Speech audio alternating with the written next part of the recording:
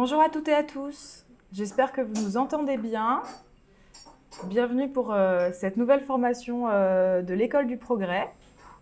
Donc je suis très heureuse de remplacer Francis aujourd'hui à la technique et à la présentation il nous fait l'honneur aujourd'hui de nous faire une présentation sur les différents modes de scrutin, de vote.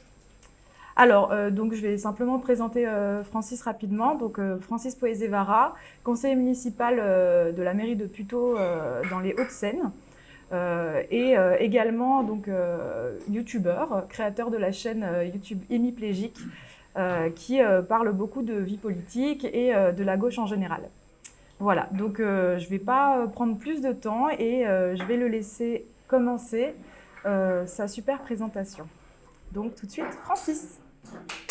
Moi, ce soir, je vais vous parler donc, des modes de scrutin, ce que disait Alice tout à l'heure. Et je préfère vous dire tout de suite que je viens avec quelque chose à vous vendre. Voilà, j'ai une idée derrière la tête. Ça ne va pas être 100% objectif comme formation, mais pour qu'on soit un peu plus à l'aise, je vais vous le dire tout de suite. Voilà, j'ai quelque chose à vous vendre. Et ce que je veux vous vendre, c'est que le choix du type de scrutin, du mode de scrutin, c'est un choix politique. Je le dis parce que c'est un sujet qui est beaucoup traité sur Internet, notamment sur YouTube et en plein d'endroits différents, souvent plutôt d'un point de vue scientifique, souvent d'un point de vue impartial, entre guillemets, en tout cas qui se vend comme étant impartial, et je pense que c'est une grave erreur. Il ne faut pas prendre le choix d'un mode de scrutin pour un choix technique, purement technique ou scientifique. Mais il y a vraiment des enjeux politiques et c'est ce que je vais essayer de vous montrer ce soir. Alors, à l'origine du problème, il y a évidemment la vie en société. À partir du moment où on vit en société, ça implique qu'il faut prendre des règles, qu'il faut prendre des décisions pour imposer ces règles. Et donc, la question se pose, comment est-ce qu'on prend ces règles et qui pose ces règles et prend ces décisions. Je ne vais pas refaire tous les systèmes politiques qui existent, hein, mais pour faire le plus simple, on va dire, c'est évidemment l'autocratie. Quand il y a une personne qui prend les décisions, c'est on va dire, le plus simple, le plus rapide. En France, on a eu l'habitude par le passé d'être sous ce régime-là, notamment avec la monarchie absolue et l'ancien régime. Si on élargit un petit peu le spectre des personnes qui prennent des décisions, on a l'oligarchie. L'oligarchie, c'est quand un groupe de personnes prend des décisions. Alors, il y a plein de groupes différents. On peut imaginer plein de modèles différents. Et, on a ce qu'on appelle au sens premier du terme l'aristocratie, pas au sens aristocrate, ça ira, on les pendra. Mais l'aristocratie, c'est le gouvernement par ce qu'on appelle les meilleurs. Et il faut évidemment définir le terme de meilleur. Les meilleurs, ça peut être de manière philosophique, de manière scientifique. Ça peut être évidemment par l'argent. Dans ce cas-là, on va parler de plutocratie. J'y reviendrai rapidement tout à l'heure. Et si on élargit encore le spectre des personnes qui prennent les décisions, qui imposent les règles, on va arriver vite fait sur la démocratie. Et c'est bien sûr de la démocratie qu'on va plutôt parler ce soir. Démocratie, peut-être faire un petit peu d'étymologie, en tout cas de définir le mot. Le plus simple, c'est évidemment de revenir à l'étymologie, effectivement, avec démos, le peuple, kratos, le pouvoir. Donc démocratie, c'est le pouvoir au peuple. Mais c'est pas la définition de la démocratie. En fait, la définition de la démocratie, elle n'existe pas. Il y en a eu, ça a été mouvant tout au long de l'histoire. Au début, initialement, on considère globalement que c'est à Athènes que la démocratie a vu le jour, même si c'est pas, il y a eu aussi des expériences auparavant, mais à Athènes, on avait une définition qui n'était pas la nôtre aujourd'hui de la démocratie, notamment sur la partie démos, sur la définition du peuple. À Athènes, le peuple qui prend les décisions, c'était les citoyens, et les citoyens, c'était des hommes, voilà, des hommes libres et des fils de citoyens eux-mêmes. Voilà, c'était quelque chose qu'on se transmettait. Ce qui veut dire que, typiquement, les femmes n'avaient pas le droit de participer à la vie de la cité. Les esclaves non plus. et les personnes, les étrangers, donc qui n'étaient pas fils de citoyens, n'avaient pas le droit non plus de participer à cette démocratie.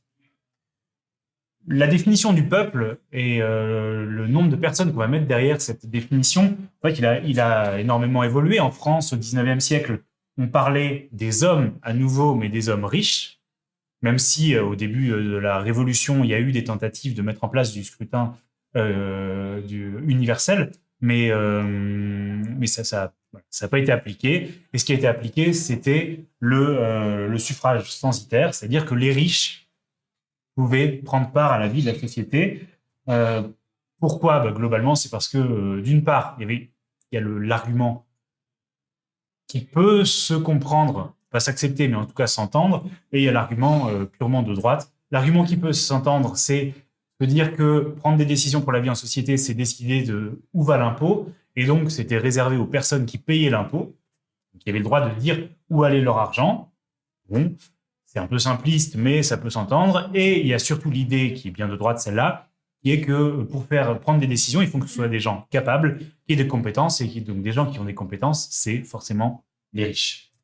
Et c'est en gros, les deux raisons qui ont fait qu'on a adopté ces modes de scrutin. Alors ensuite, on a ajouté à ces hommes riches l'ensemble des hommes, puis très tardivement les femmes en 1944. Aujourd'hui encore, le peuple, en fait, et encore, même si sa définition a augmenté le périmètre de ce qu'on appelait le peuple, aujourd'hui, il y a encore beaucoup de personnes, un grand nombre de personnes qui habitent notamment en France et qui ne font pas partie des personnes qui ont le droit de s'exprimer pour choisir, justement, c'est les règles dont je parlais tout à l'heure. Il y a bien sûr les mineurs, même si il y a des discussions actuellement pour baisser le seuil du droit de vote à 16 ans. Donc les mineurs ne font pas partie de ces citoyens. Les majeurs, il y a un certain nombre de majeurs protégés qui n'ont pas droit non plus au vote. Et sujet qui fâche à gauche, le droit de vote des étrangers. Les étrangers n'ont pas non plus le droit de vote, y compris aux élections locales. C'est un sujet sensible à gauche depuis au moins 40 ans. Il y a quand même, je parlais des décisions en commun, mais il ne faut pas croire que c'est limité à la politique, et je leur dirai un mot tout à l'heure. En fait, dès qu'il y a plusieurs personnes qui doivent prendre une décision ensemble, se pose la question du mode de décision. Ce n'est pas uniquement quelque chose de politique, c'est quelque chose qu'on a, nous, à l'intérieur de nos familles, de groupes d'amis, etc., de nos associations, de nos entreprises. Et c'est intéressant, notamment sur les entreprises, parce que je disais tout à l'heure qu'il y avait la plutocratie par le suffrage censitaire au XIXe siècle, mais à l'heure actuelle, c'est encore le cas dans les entreprises. C'est-à-dire que dans les entreprises, ceux qui peuvent prendre des décisions, ceux qui ont le droit de vote, c'est ceux qui ont l'argent, c'est ceux qui possèdent une partie de la société, donc les actionnaires. Et encore pire, c'est-à-dire qu'ils n'ont pas tous le même droit de vote. C'est-à-dire que ceux qui sont les plus riches pèsent plus lors du vote que ceux qui sont le moins. Et ça exclut bien sûr notamment tous les salariés qui, eux, font partie de l'entreprise, mais n'ont pas le droit de vote du tout. Bref, tout ça pour dire que la démocratie a une définition très variée et sur ce qu'elle représente elle-même. Et alors, sur les modes de scrutin et les modes de décision, c'est encore plus large. Donc, la question qui va nous intéresser ce soir, c'est une fois qu'on parle de démocratie, que ce soit en entreprise, que ce soit en association, que ce soit politique ou même dans les groupes d'amis, comment est-ce que font les personnes qui participent à cette démocratie pour exercer le pouvoir ? J'ai abordé deux manières principales, on va dire, d'exercer ce pouvoir, la démocratie directe, la démocratie représentative, avec les différents modes de scrutin qui s'appliquent dans l'un et l'autre des cas. Et après, j'évoquerai les manières d'améliorer les scrutins utilisés actuellement sur ce genre de démocratie. Alors, la première chose dont je voulais parler, c'est la démocratie directe. Il faut savoir que la démocratie directe, c'est un concept qui est assez nouveau. Avant le XVIIIe siècle, on ne parlait pas du tout de démocratie directe parce que c'était la démocratie. On ne disait pas direct, il n'y avait pas besoin de préciser. Je parlais d'Athènes tout à l'heure. Athènes, les citoyens se regroupaient dans une assemblée où ils étaient tous présents, qui s'appelait l'Ecclésia, et qui siégeait notamment à l'Agora, plus connu comme terme. Et ils prenaient ensemble, ils délibéraient ensemble, ils prenaient ensemble les décisions. Donc, c'était vraiment la démocratie directe, mais à l'époque, on ne disait pas direct. C'était la démocratie, et puis c'est tout. Même Rousseau, au XVIIIe siècle, quand il parle de démocratie, il ne précise pas démocratie directe, mais pour lui, c'est vraiment démocratie directe. Donc, il y a cette démocratie directe d'une part, et en face, on a commencé à réfléchir à des modes de démocratie représentative parce qu'on s'est dit, globalement, deux choses, un peu comme tout à l'heure sur le suffrage censitaire. On s'est dit, d'une part, que déjà à Athènes, il y avait 40 000 citoyens, ils pouvaient, l'agora, là où ils siégeaient, pouvait réunir 6 000 personnes. Donc, déjà, ça faisait quand même un peu de monde, 6 000 personnes, mais ça restait envisageable. Aujourd'hui, avec 40 millions d'électeurs, on ne va pas les mettre sur une place pour que tout le monde s'exprime. Ce n'est pas viable. Il y a ce premier problème. Et le deuxième sujet, qui reprend un peu l'argument de droite que je disais tout à l'heure, c'est que est-ce que tous les citoyens ont l'envie, d'une part, la capacité, d'autre part, à prendre part à la vie de la société, à la vie politique. Et donc, pour répondre à ces deux questions-là, à ceux qui disaient non, en tout cas, on s'est dit qu'il fallait élire des assemblées représentatives à qui on délègue la possibilité de prendre des décisions pas à la place, mais vraiment en délégation du peuple. Donc, il y a ces deux concepts, démocratie directe contre démocratie représentative, et dans chacune d'elles, il y a des modes de scrutin qui sont un petit peu différents. Sur la démocratie directe, d'abord. Comment est-ce qu'on fait concrètement pour prendre une décision en démocratie directe? On imagine démocratie directe, directement les Athéniens avec leur toge, etc., en train de discuter. On a des exemples beaucoup plus concrets de démocratie directe, et tout le monde ici fait de la démocratie directe, c'est un peu comme Monsieur Jourdain qui fait de la pro sans le savoir. Quand on va avec des amis au cinéma, il faut choisir un film, on fait de la démocratie directe. Sauf si vous êtes vraiment tordu et que vous faites un scrutin avec bulletin de vote, etc. Mais globalement, c'est de la démocratie directe avec représentation. Voilà, si vous êtes vraiment tordu. Mais ça, ou alors choisir le programme sur Netflix ce soir avec votre écran, ou même à deux, c'est de la démocratie directe. Donc, quel est le mode de prise de décision de base de la démocratie directe? Dans ces cas-là, on utilise tous la même chose, à nouveau. C'est ce qu'on appelle la prise de décision par consensus. Ça, c'est vraiment la base, on va dire, la base de la prise de décision collective et donc de la démocratie, c'est la décision par consensus. Concrètement, comment ça se passe? On discute. Et puis, au bout d'un moment, on se met d'accord. Et donc, on prend la décision sur laquelle on s'est mis tous d'accord. C'est facile quand on est dans un petit groupe d'amis. En plus, on s'entend bien, donc il n'y a pas de souci. On n'a pas envie de se faire de peine, on a envie de se faire plaisir les uns les autres. Dès qu'on a des groupes un petit peu plus grands, c'est moins simple. Et pourtant, le consensus est toujours utilisable, y compris en politique. Et je le dis d'autant plus facilement, nous, lors de notre campagne municipale, c'est déjà quelque chose qu'on avait mis en place au moment de réfléchir sur le projet qu'on proposait. On avait fait avec toute l'équipe des réunions, on prenait les décisions par consensus. La seule chose, c'est que quand on est un petit peu plus nombreux, le consensus, il faut un petit peu de méthode. C'est pas très compliqué, mais il faut quand même un petit peu de méthode. Comment ça se passe? Il faut d'abord exprimer l'idée. Exprimer l'idée, par exemple, ce soir, on va aller voir Moonfall, que j'ai vu hier au cinéma, un peu par erreur. Et donc, on se dit, ce soir, voilà, on va aller voir Moonfall. On va faire le tour de toutes les personnes qui sont autour de la table. Est-ce que quelqu'un ici s'oppose farouchement à aller voir Moonfall?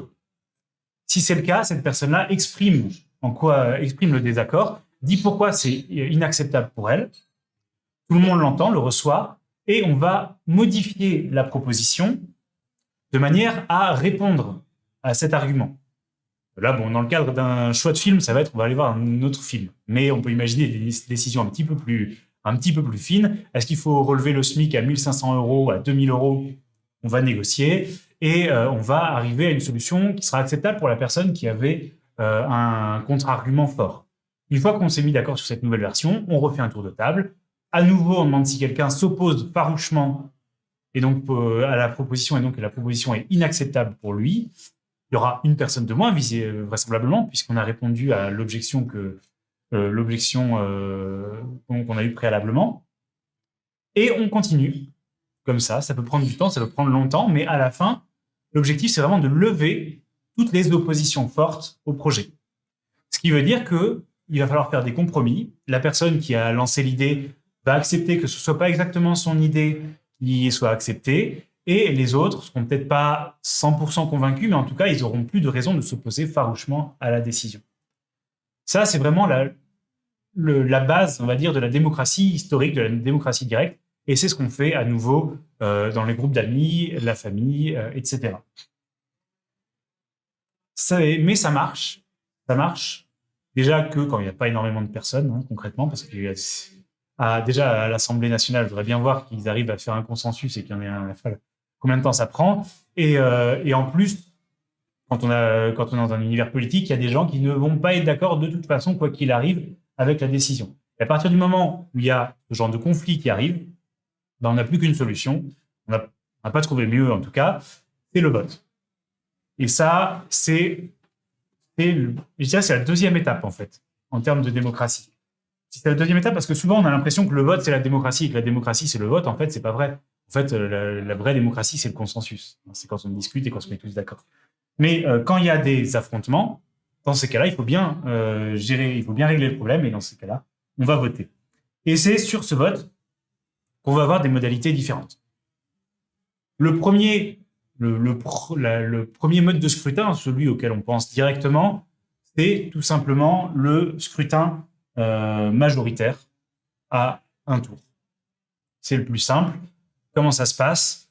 Eh bien, chacun va donner la solution qu'il propose et on va choisir la solution qui récolte le plus de voix directement, sans aller chercher bien plus loin. Je vous ai mis alors sur les tables ici, puis sur Internet, vous allez avoir les petits tableaux. On va prendre un exemple pour illustrer les différents modes de scrutin. Alors, pour la majorité à un tour, je pense que tout le monde a en tête ce que ça représente, mais vu qu'après, on va complexifier un peu les choses, c'est important qu'on ait les éléments en tête. Donc, on va prendre un petit tableau, un petit exemple.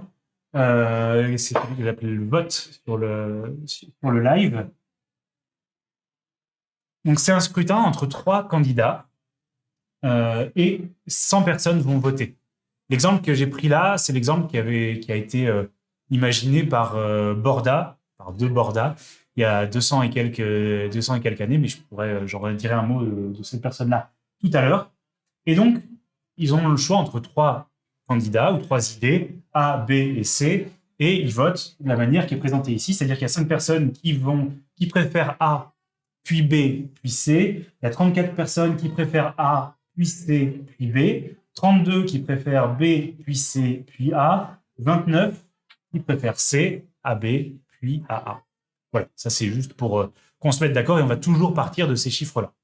Maintenant, si on regarde ce que donne le scrutin majoritaire à un tour, si jamais tu peux le projeter également s'il te plaît. Donc le scrutin à un tour, c'est facile, on prend ce que préfère chaque personne. Là, on a 5 personnes qui préfèrent A, 34 qui préfèrent A, 32 B et 29 C, ce qui donne A gagnant avec 39 personnes qui choisissent cette idée-là ou ce candidat-là. On voit tout de suite le problème. Le problème, c'est qu'il n'y a que 39 personnes qui ont choisi A et remportent le scrutin. Et donc, ce qui veut dire qu'il y a 61 personnes qui n'ont pas fait ce choix-là et qui vont subir le choix d'une minorité. C'est pour ça que le scrutin majoritaire à un tour est considéré comme assez peu démocratique. Mais attention, parce que ça ne veut pas dire qu'il n'est pas utilisé. Hein. En Royaume-Uni, par exemple, c'est comme ça qu'on élit les députés. C'est assez incroyable quand on le découvre. Mais au Royaume-Uni, on utilise le scrutin majoritaire à un tour pour élire les députés. Ce qui veut dire que les députés sont élus avec des majorités relatives, ce qui provoque un certain problème à partir d'acceptation du résultat par la population, et ce qui provoque aussi une très forte bipolarisation de la vie politique. Parce que ça veut dire qu'un parti qui va faire 5% aux élections, puis 10, puis 15, n'aura pas d'élu tant qu'il n'arrivera pas à dépasser un des 2 gros. Résultat, il y a tout un tas de problèmes. Je passe parce qu'en France, globalement, on n'a pas de scrutin majoritaire à un tour, mais ça existe et c'est vraiment l'étape numéro 1. Alors, pour améliorer ce scrutin majoritaire à un tour, et justement ce problème qui fait que la majorité n'est pas atteinte, la majorité absolue, donc vous savez, 50% des voix plus une, donc dans le cas qui nous intéresse, ça ferait 51 personnes qui choisiraient le vainqueur. Pour régler ce problème qu'on a en France, c'est le scrutin majoritaire à 2 tours. notamment sur le choix du président de la République. Le scrutin majoritaire à 2 tours, par construction, à partir du moment où on va prendre que les 2 premiers, dans le cadre de la présidentielle, on est certain qu'il y aura une majorité absolue au 2e tour. Puisque, par essence, ils se partagent les 100% des voix à 2. Là, si on prend l'exemple du scrutin que je vous proposais tout à l'heure, donc au premier tour, on se retrouve à nouveau avec A et 39 voix et B qui en a 32, qui sont donc sélectionnés tous les deux pour le second tour. Et au second tour, les voix de ceux qui ont voté pour C se reportent vers le candidat B, qui passe en tête et donc obtient 61 voix sur 100. Il est donc élu. On est sur quelque chose où déjà, on a un petit peu plus de respect de la majorité ou de l'esprit majoritaire. Vous avez remarqué que là, je parle d'un scrutin, le scrutin majoritaire, qui marche aussi bien pour la démocratie directe, quand on veut choisir une proposition, que quand on veut choisir un candidat. Ça, j'ai abordé les deux tout à l'heure, les 2 types de démocratie, mais il y a un certain nombre évidemment, de modalités qu'on va pouvoir appliquer à l'une et à l'autre, même s'il y en a certaines que j'ai abordées tout à l'heure qui sont uniquement pour la démocratie représentative. Là, en l'occurrence, ça peut s'appliquer au choix d'une personne, comme ça peut s'appliquer au choix d'une idée. Donc ça, c'est pour les scrutins majoritaires. Le problème du scrutin majoritaire, il y a un certain nombre de problèmes. Je reviendrai tout à l'heure sur les problèmes. Je vais passer sur les autres types de scrutins, et puis après, je vous dirai comment est-ce qu'on peut améliorer ces différents scrutins. Le scrutin majoritaire, on l'utilise beaucoup en France, pour beaucoup d'élections, que ce soit pour la présidentielle, que ce soit pour les législatives, que ce soit pour les départementales. Tout ça, c'est des scrutins majoritaires. C'est quelque chose qu'on aime bien en France. Je pense que je dirai un mot tout à l'heure pourquoi. Maintenant qu'on a parlé de ce scrutin majoritaire et donc des scrutins qui s'appliquent à la fois sur la démocratie directe et à la fois sur la partie représentative, on va aborder ce qui est purement la désignation d'une assemblée, parce que je parlais tout à l'heure de la démocratie représentative et du fait de déléguer à une assemblée le pouvoir de décision. La question, c'est comment est-ce qu'on va constituer cette assemblée? Et là, on retombe sur de la démocratie directe, entre guillemets, si on considère juste la désignation des représentants. Ça peut être par un vote majoritaire, c'est le cas à l'Assemblée, par exemple. Ça peut être de 2 autres manières. Un mot quand même sur notre Assemblée à nous, parce que c'est un vote majoritaire. Pour désigner une Assemblée, c'est un peu particulier, c'est-à-dire que pour désigner les représentants à une Assemblée, on peut partir du principe qu'on va désigner que des groupes d'électeurs vont désigner une personne et que c'est l'ensemble de ces personnes désignées qui vont faire une assemblée collectivement. C'est ce qu'on a en France avec le vote par circonscription. C'est-à-dire qu'on va dire que sur la circonscription qui reprend telle ville, telle ville, telle ville, tout le monde va désigner une personne avec un scrutin majoritaire uninominal et que tout le monde va envoyer, chacun va envoyer un représentant à l'Assemblée. C'est ça qui donne les 577 députés en France. Qui est un petit peu paradoxal d'ailleurs, parce que vous savez qu'en France, il y a 2 chambres du Parlement, on a le Sénat et l'Assemblée nationale, et quand on parle de la chambre représentative des territoires au Parlement, on parle du Sénat. C'est le Sénat qui représente les territoires. Pourquoi? Parce que les sénateurs sont élus par les conseillers municipaux. Caricature, il n'y a pas que, mais c'est 80% de conseillers municipaux. Donc, les parlementaires représentants des territoires, c'est censé être les sénateurs. Et sénatrices. En fait, c'est le sénateur, parce qu'il y a assez peu de sénatrices, finalement. Et paradoxalement, à l'Assemblée, nos députés aussi représentent un territoire. On a une constitution et des institutions qui sont pas incroyables. Faut dire ce qui est. Ça marche pas, c'est pas top. Comme il y a beaucoup de gens de génération ici, ça rappelle un peu les statuts de génération. C'est quand même paradoxal d'avoir une assemblée. Ça n'a pas toujours été le cas. Les modes de désignation des députés ont varié à travers le temps. En tout cas, actuellement, c'est ça. C'est-à-dire qu'on a vraiment des députés qui représentent leur circonscription, même s'ils sont députés de la nation, ils sont quand même liés à un territoire, donc in fine, ils représentent un territoire. Alors, les autres manières de désigner l'Assemblée, évidemment, quand on a plusieurs personnes à désigner, on peut avoir les scrutins de liste. Et en France aussi, on a l'habitude, parce qu'on a un certain nombre de scrutins de liste. L'idée du scrutin de liste, je le répète rapidement, c'est que chaque parti, on va dire, pour simplifier, chaque parti présente une liste de candidats qui comporte le même nombre de personnes que dans l'Assemblée à désigner. Et on va faire à la proportionnelle des résultats, on va désigner tel ou tel parti de chacune des listes qui vont siéger ensemble à l'Assemblée. On l'a eu déjà en France pour l'Assemblée nationale. À plusieurs reprises au XXe siècle, on a eu des désignations de l'Assemblée nationale à la proportionnelle. C'est plus le cas, et d'ailleurs, ça donne lieu à beaucoup d'échanges, notamment à gauche, mais pas que, le MoDem aussi est très preneur de la proportionnelle à l'Assemblée nationale.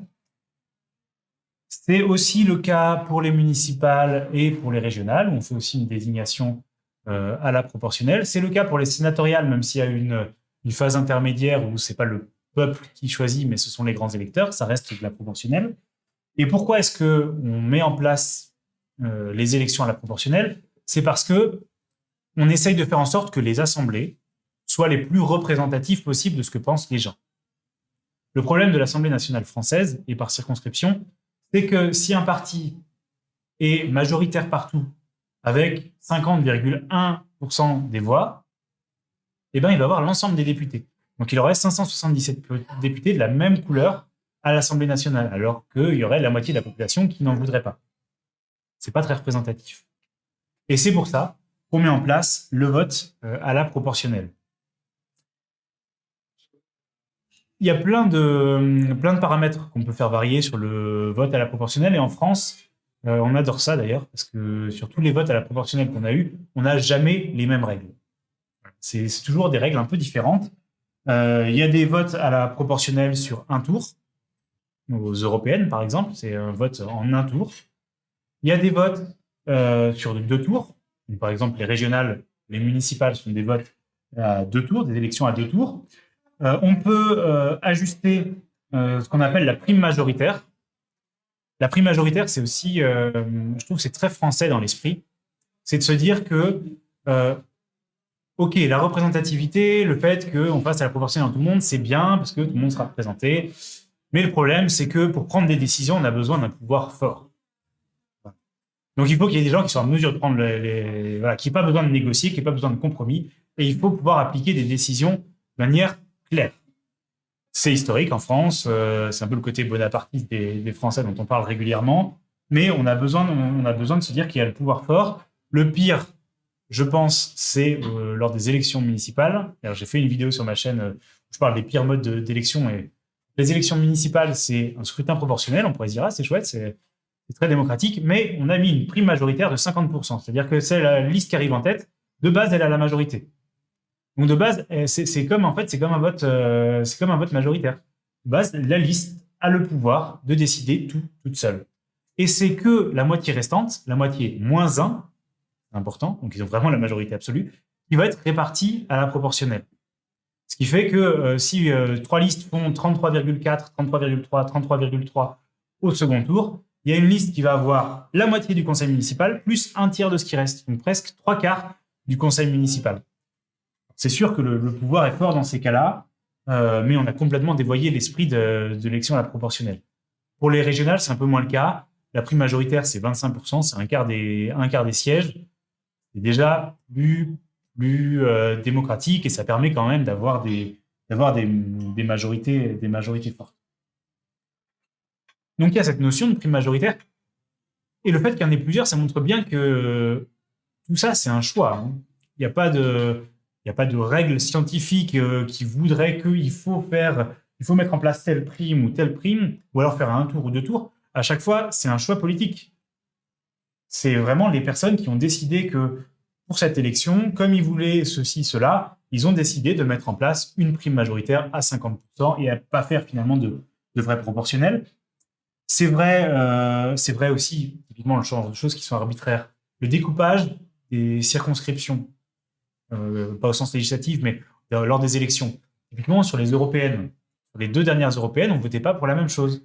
Il y a 2 scrutins, on votait par grande région. C'était la proportionnelle par grande région. mais tout le monde ne votait pas pour les mêmes listes dans les différentes régions. La dernière fois, c'était une liste nationale. Et ça, à nouveau, c'est des choix politiques, c'est pas des choix mathématiques. C'est des choix politiques et qui peuvent avoir une influence très forte sur les résultats et notamment sur l'abstention, par exemple. On peut se dire soit que le fait d'avoir des petites circonscriptions, ça fait que les élus sont plus proches de la population et du coup, les gens vont aller plus voter, ou à l'inverse, se dire qu'avoir une élection nationale dont tout le monde parle, ça motive plus les gens, ça la politise plus et qu'il y aura moins d'abstention. Voilà, c'est des choses qui ne sont pas neutres au niveau politique sur les différents choix. Alors sur les élections à la proportionnelle et de liste de manière générale, on a d'autres choses qui peuvent se passer. Je vais pas développer trop, mais on a aussi ce qu'on appelle le panachage qui est possible. Alors dans les grandes villes, c'est pas ça. On est sur liste bloquée. On met le bulletin, on vote pour une liste et c'est tout. Par contre, en France, sur les élections municipales dans les communes de moins de 1000 habitants, on peut rayer les noms, on peut ajouter des noms. Et donc là, c'est ah oui, les dépouillements sont. Voilà, c'est pour ça que ça marche sur les petites communes.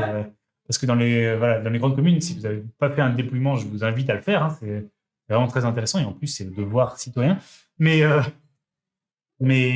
ça serait. Voilà. On aurait pour des semaines à dépouiller le truc. Donc, il y a le panachage aussi. Et il y a les seuils. Il y a un truc qui est complètement absurde aussi en France. C'est les seuils quand on a des élections à la proportionnelle. On a deux types de seuils. On a le premier seuil, le plus simple, c'est par exemple pour celui qu'on a pour les européennes. Pour les européennes, c'est en un tour, on fait une proportionnelle. Mais les listes qui font moins de 5% n'ont rien. C'est complètement absurde. Enfin, à nouveau, c'est un choix politique. Hein. Il faut bien voir le choix politique qu'il y a derrière les modes de scrutin. Le choix politique, c'est de se dire on va essayer de limiter au maximum les petites listes et faire en sorte que ce soit que les grands partis qui puissent avoir des élus. Voilà. Donc c'est pour ça qu'on met ce seuil de 5%. Mais à partir du moment où c'est une proportionnelle intégrale, si quelqu'un mérite d'avoir 1 ou 2 élus, normalement il devrait avoir 1 ou 2 élus. Là, c'est pas le cas. On va passer directement à 4 ou 5 élus parce qu'on a fait plus de 5%. Donc ça, le seuil, ça a des effets pervers. En tout cas, de mon point de vue, et c'est pour ça que je disais que je n'étais pas objectif, mais de mon point de vue, ça a des effets pervers. De même que les seuils de qualification au second tour, pour les régionales, il y a des seuils de qualification qui sont à 10%, il faut faire au moins 10% au premier pour accéder au second. Ça marche aussi sur les élections majoritaires, on a un seuil pour les législatives. Pour accéder au second tour, il faut faire plus de 12,5% des inscrits. Alors des inscrits, ce qui est un seuil très haut parce que s'il y a 100% de participation, un candidat qui fait plus de 12,5%, qui fait 13-14% est qualifié. Mais par contre, s'il n'y en a que 50% de participation, ça veut dire qu'il va falloir faire 25% des voix pour être qualifié au second tour. Et tout ça, à nouveau, c'est très arbitraire, hein, ce seuil. Très arbitraire. Pour les municipales, c'est 10% par exemple. Alors pourquoi 10 ? Pourquoi 12,5 ? Des fois, c'est 12,5 des électeurs, des fois, c'est 12,5 des inscrits. Voilà, tout ça, il y a vraiment des choix qui ont été faits derrière par les dirigeants politiques qui étaient là au moment où ils ont déterminé les règles de scrutin. Bref, voilà, donc ça, c'est les compositions, on va dire, un peu classiques des assemblées. Maintenant, il y a un autre mode de constitution des assemblées. On parlait de Alice, parce que c'est ça fait qu'il y a un cœur. On a dit que l'Assemblée, l'objectif des listes proportionnelles, c'était de les rendre plus représentatives de ce que pensent les gens. Si les personnes à 30% pensent qu'il faut que la gauche soit à l'Assemblée, il y aura 30% de gauche à l'Assemblée. Je n'ose même plus dire 50% parce que c'est plus crédible. Mais il y a une manière de faire en sorte que l'Assemblée soit représentative non seulement de ce que pensent les gens et de leurs opinions politiques, mais de ce que sont les gens. Et une manière de faire une Assemblée qui soit complètement représentative, et oui, qui soit complètement représentative de la population. Et ça, c'est le tirage au sort. Le tirage au sort, on en parle beaucoup en ce moment. C'est là que j'ai fait une vidéo sur les sondages. C'est le même principe, en fait. Ce que dit, en fait, et là, c'est des aspects plus scientifiques, plus mathématiques, c'est que si on pioche au hasard dans la population, mettons 1000 personnes dans le cadre d'un sondage, on va arriver à une structure de la population qui est cohérente avec la structure globale de la population. C'est-à-dire que si on a 55% de femmes et 45% d'hommes dans la population, on aura parmi les 1000 personnes tirées au sort, à peu près 55% de femmes et 45% d'hommes. On aura la même part à peu près d'ouvriers dans la population que dans les tirés au sort, etc., etc. Ça, c'est la loi des grands nombres qui nous l'indique. Alors, bien sûr, ça ne marche pas à 100%. On peut très bien tirer au sort 1000 personnes et tomber sur une personne qui a exactement le même profil et qui a un biais important. Dans les faits, c'est très peu probable, mais ça peut être rectifié dans le cadre des sondages. C'est ce qu'on fait. Dans le cadre des sondages, on tire au sort.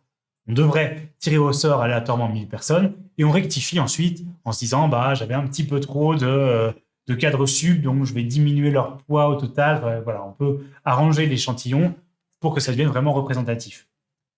Aujourd'hui, le tirage au sort n'est pas beaucoup utilisé en politique. Il a été utilisé plutôt dans les cadres de révision des constitutions en Islande et en Irlande, notamment, où des citoyens tirés au sort ont donné leur avis sur les réformes constitutionnelles. On a eu en France, bien sûr, la Convention citoyenne sur le climat qui a produit plein de propositions que le gouvernement a pu rejeter en bloc. Mais concrètement, il y a peu d'assemblées qui sont vraiment tirées au sort. Oui, les jurés, bien sûr. En politique, en tout cas, parce qu'après, il y a les jurés qui, effectivement, sont sur ce principe-là, de tirage au sort parmi la population et parmi les électeurs. Mais, en tout cas, c'est une manière de constituer une assemblée qui donne lieu à beaucoup de débats actuellement. Et qui serait peut-être intéressant de mettre en regard une autre assemblée, je fais un peu de prosélytisme, mais une autre assemblée qui, elle, serait désignée par un moyen peut-être un peu plus conventionnel. Alors ça, le tirage au sort, c'est peut-être une des manières d'améliorer, je ne sais pas, à réfléchir, d'améliorer la démocratie représentative, puisque l'idée, c'est bien d'avoir des représentants dans une assemblée qui, eux, vont prendre les décisions. Maintenant, il y a aussi des manières d'améliorer les votes, ce que j'appelais majoritaires et qui ressemble un petit peu plus à de la démocratie directe. On a un certain nombre de scrutins, de modes de scrutin qui ont vu le jour là, plus ou moins récemment. D'ailleurs, il y en a qui sont quand même là depuis plusieurs centaines d'années et qui sont bien meilleurs que ceux qu'on peut utiliser, en tout cas de mon point de vue, ceux qu'on peut utiliser actuellement. Alors déjà, quand on dit meilleur, il faut savoir de quoi on parle. Et parce que c'est ce que je disais tout à l'heure, il n'y a pas de vérité absolue sur les modalités de scrutin. Il y a des points de vue et il faut voir ce qu'on préfère mettre en avant sur tel ou tel mode de scrutin. Pour ça, on va avoir ce qu'on appelle des critères pour juger des différents modes de scrutin. Vous allez voir, il y a la page Wikipédia qui est assez bien faite. Il y a pas mal de choses sur les critères. Il y a plein de critères différents. Je vais vous en citer trois principalement. Des critères qui peuvent paraître parfois très simplistes. Il y en a par exemple le critère d'unanimité. Le critère d'unanimité, c'est si un candidat est préféré aux autres par tout le monde, alors c'est ce candidat-là qui gagne. Ça, c'est quelque chose qui est très, très simple, mais on a des modes de scrutin un peu tordus qui ne vont pas forcément dans ce sens-là. Ne serait-ce que le tirage au sort, mais pour désigner une idée. Si on fait un tirage au sort parmi toutes les idées et puis qu'en fait tout le monde préfère une autre idée, ce serait dommage. Mais en tout cas, ça ne garantirait pas ce critère d'unanimité. Il y a un critère d'indépendance, qu'on appelle le critère d'indépendance. C'est important. C'est de se dire que si on a un certain nombre de candidats, imaginons qu'on a 5 candidats et que c'est le candidat A qui gagne. Le fait d'ajouter un autre candidat qui est mal classé par les électeurs, ça ne peut pas faire perdre celui qui était devant initialement. Donc c'est l'indépendance aux petites candidatures, on va dire. Admettons qu'on est j'allais dire 2007, mais pas dire 2017, je vais dire 2002. En 2002, on a Lionel Jospin qui est censé être gagnant. Si on ajoute une candidature, par exemple, Christiane Taubira, je n'ai pas le droit de le dire parce que ça voilà, c'est trop lié à l'actualité, mais Jean-Pierre Chevènement, par exemple, eh bien, Lionel Jospin va redescendre au premier tour, va pas se qualifier au second et va perdre parce qu'on a rajouté un petit candidat, entre guillemets. Donc là, typiquement, on voit que le vote majoritaire à 2 tours ne répond pas aux critères d'indépendance à ces petites candidatures. Et ça, c'est quelque chose qui est gênant, que je trouve extrêmement gênant, parce qu'on rajoute une candidature qui ne fait pas beaucoup de voix, on fait perdre le gagnant de l'élection. Et c'est un des critères auxquels se sont attachés à répondre les personnes qui inventent de nouveaux modes de scrutin. Il y a un critère également qui est beaucoup discuté, qui est énormément mis en avant, et notamment sur YouTube. Il y a beaucoup de vidéos là-dessus. C'est le critère de Condorcet. Alors, si vous avez vu mes vidéos, vous savez que j'adore Condorcet. Je suis fan de Condorcet. Condorcet, c'est un mathématicien, un philosophe, un homme politique du XVIIIe siècle qui s'est intéressé notamment à la politique d'un côté, à la prise de décision et aux mathématiques liées à la prise de décision. Il pensait, c'est à l'époque où il n'y avait pas d'élection, hein. Donc ils étaient en train de réfléchir à quelle serait la manière de prendre des décisions qui seraient la meilleure possible. C'était juste avant la Révolution. Et donc, il a commencé à réfléchir à qui devait gagner une élection. Et ce qu'il a émis, et ce qu'on appelle le critère de Condorcet, c'est que un candidat qui serait préféré à chacun des autres par une majorité d'électeurs devrait remporter l'élection, serait le meilleur candidat, serait ce qu'on appelle le vainqueur de Condorcet. Concrètement, comment on fait je vais dire tout à l'heure comment on fait. Mais c'est un critère que, à nouveau, juste pour rester sur le critère, à nouveau, notre scrutin majoritaire à 2 tours ne respecte pas. Je reprends l'exemple de 2002. Une majorité d'électeurs préférait Lionel Jospin à Jacques Chirac. Une majorité d'électeurs préférait Lionel Jospin à Jean-Marie Le Pen. Et il a perdu. Il était préféré, bien sûr, à chacun des autres. Mais ça, c'est pas le seul cas. En 2007, c'était Bayrou qui était préféré à la fois à Sarkozy et à la fois à Ségolène Royal par des majorités et qu'il n'a pas emporté. En gros, les gens de droite préféraient Bayrou plutôt que Ségolène Royal et les gens de gauche préféraient Bayrou que Nicolas Sarkozy.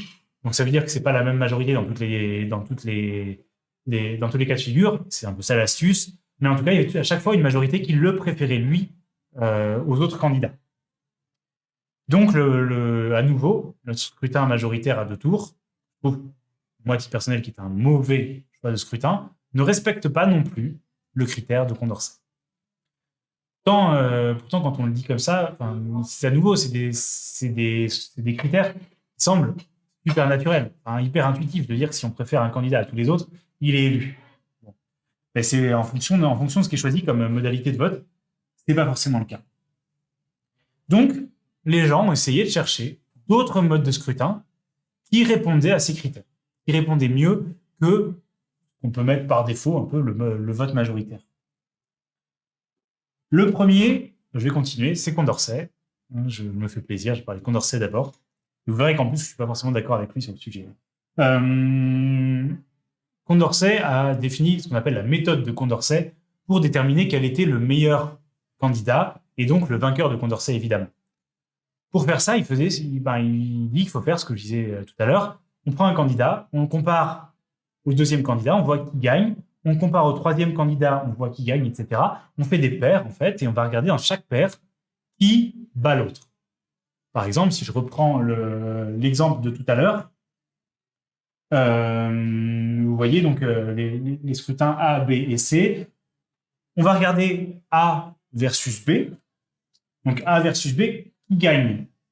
C'est B qui gagne, parce que si vous regardez, B gagne le cas où il y a 32 personnes qui le préfèrent à C puis à A, et 29 personnes qui le préfèrent à A. Donc B a 61% des voix et A n'en a que 39.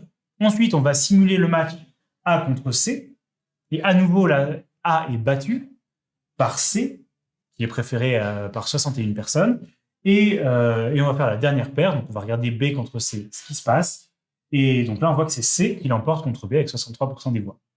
Donc, C bat chacun des autres candidats en duel, et donc c'est lui le vainqueur de Condorcet. Vous voyez, c'est intéressant parce que sur les mêmes résultats, la majorité à un tour, majoritaire à 2 tours ou scrutin de Condorcet, on va voir les 3 candidats qui vont remporter l'élection. Et donc, c'est pas neutre. Donc, à nouveau, repensez à ce que je vous disais, le choix de l'élection fait beaucoup, au final, sur ce qui en ressort. Là, ce qui s'est passé concrètement, c'est que, en fait, C est jugé moyen par un certain nombre de candidats et très bon aussi par beaucoup de candidats. Ce qui fait que quand on additionne les deux, on se retrouve avec un total qui est assez important. Ça, c'est pour la méthode de Condorcet. Le problème de la méthode de Condorcet, c'est qu'on peut se retrouver dans des cas de figure où on n'a pas de vainqueur. On peut imaginer qu'il y a une majorité de gens qui préfèrent A à B, une majorité qui préfère B à C, et une majorité qui préfère C à A. Et dans ces cas-là, il n'y a pas de vainqueur. C'est ce qu'on appelle le paradoxe de Condorcet. Et il n'y a toujours que des Condorcet. Tout est appelé la méthode de Condorcet, le scrutin de Condorcet, le critère de Condorcet, voilà. Donc là, c'est le paradoxe de Condorcet, et c'est un vrai sujet pour toutes les personnes qui réfléchissent au mode de scrutin. La plupart des nouveaux modes de scrutin partent du principe que quand il y a un vainqueur de Condorcet, il faut que ce soit lui qui soit élu. Mais que s'il n'y en a pas, il faut quand même réussir à prendre la décision. Sinon, on est un peu bloqué, il n'y a rien qui se passe, c'est pas très intéressant. Donc, il y a eu beaucoup de réflexions qui ont été menées pour essayer de sortir de ce cas paradoxal. Il y a vraiment beaucoup de méthodes de vote et je ne vais pas les aborder toutes aujourd'hui. Je vais aborder en plus de celle Condorcet, je vais en aborder 2 autres qui sont un peu les plus usitées ou les plus à la mode. Il y en a une qui est très à la mode et l'autre qui est ma préférée personnellement. Donc, je vais parler de ces 2-là. Mais il y a eu beaucoup de recherches pour justement sortir du paradoxe de Condorcet. Et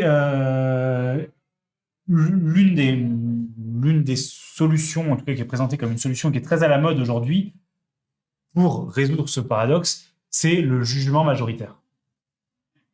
Le jugement majoritaire, on en a entendu parler notamment fin janvier avec la primaire populaire, qui a été, en tout cas que je sache, la plus grande expérience, au moins en France, de jugement majoritaire, avec plusieurs centaines de milliers de personnes qui ont participé à ce mode de scrutin un peu innovant. Innovant parce qu'il date d'il n'y a pas très longtemps. Ça a été inventé en 2007 par des chercheurs du CNRS français, donc c'est vraiment une production française, qui cherchait justement à sortir de ce paradoxe de Condorcet.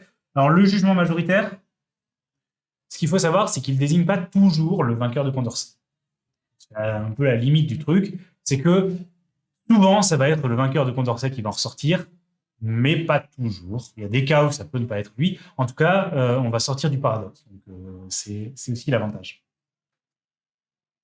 Sur quoi se sont basés les 2 chercheurs, Balinski et Laraki, pour mettre en point ce jugement majoritaire?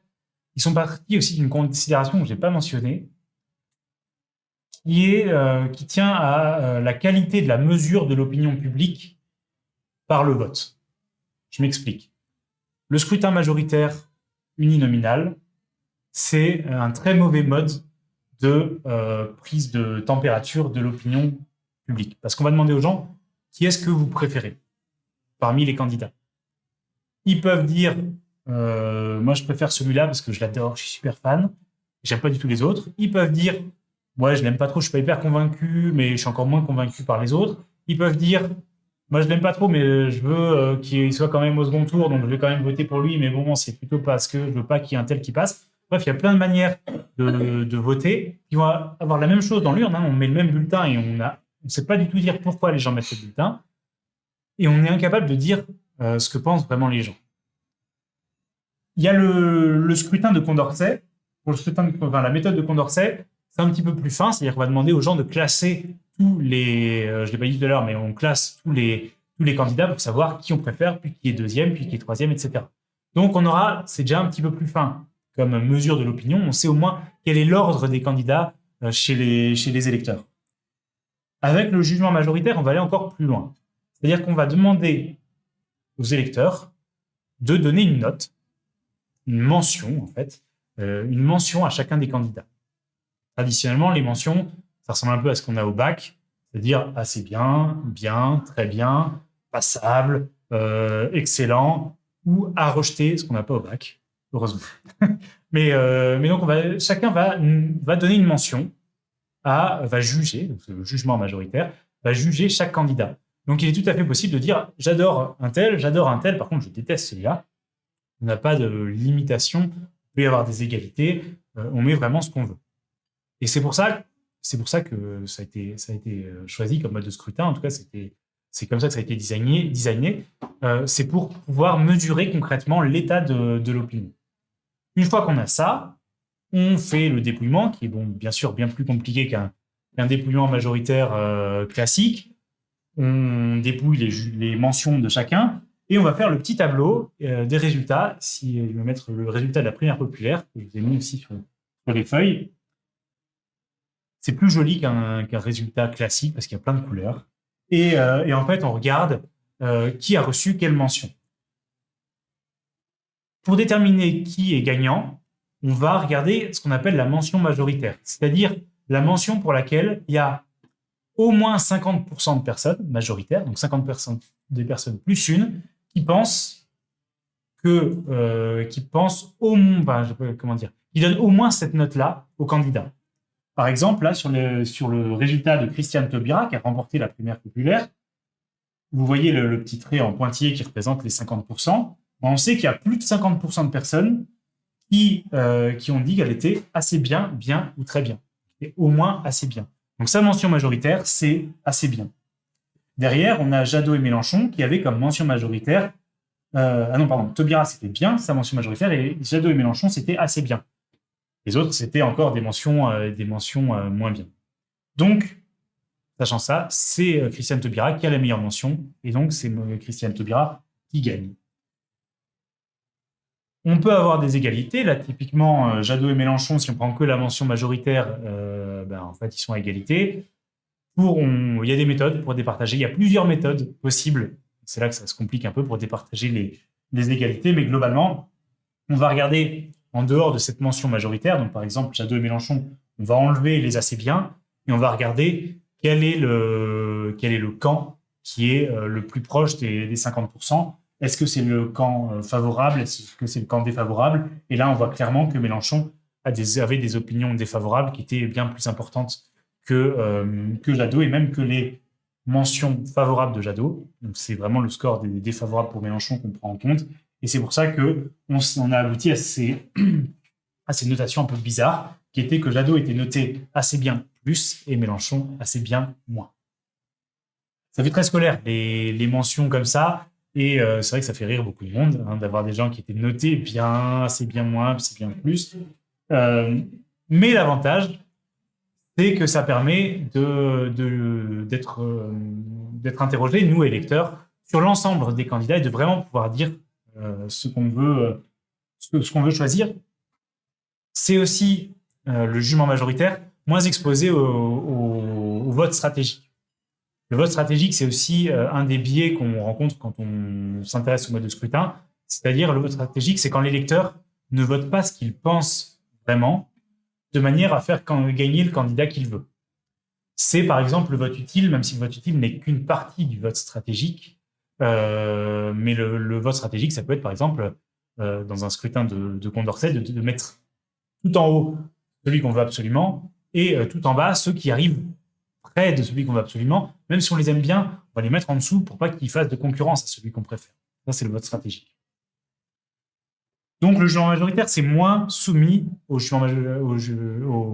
critères de vote stratégique, même si on ne peut pas forcément y échapper à 100%. Néanmoins, c'est beaucoup plus compliqué avec le jugement majoritaire.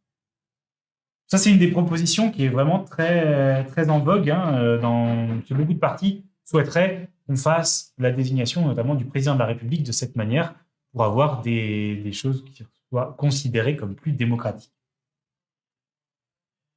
Le problème, c'est que quand on dit ça, que ce soit Condorcet, que ce soit le jugement majoritaire, donc, que ce soit notre scrutin majoritaire à nous, c'est qu'on part d'un principe qui, en France, on ne remet pas en cause, c'est naturel, et je pense même depuis le début, vous n'êtes pas remis ça en cause en question forcément quand j'en parlais, c'est l'idée que c'est la majorité qui doit l'emporter. La majorité qui doit l'emporter, c'est un peu ce qui fait la base de notre démocratie. On sait que notre démocratie, c'est un peu la dictature de la majorité, finalement. Si 50% des personnes plus une veulent un choix, bah, c'est normal que ce soit ce choix-là. C'est-à-dire qu'on a complètement oublié ce que je disais au début de formation, à savoir que la démocratie, c'est le consensus. Et c'est la discussion, et c'est donc les compromis pour arriver à quelque chose qui satisfasse le maximum de personnes. Et ça, et c'est là, et c'est en ça que je disais que je n'étais pas forcément d'accord avec Condorcet, c'est que Condorcet, lui, part du même principe.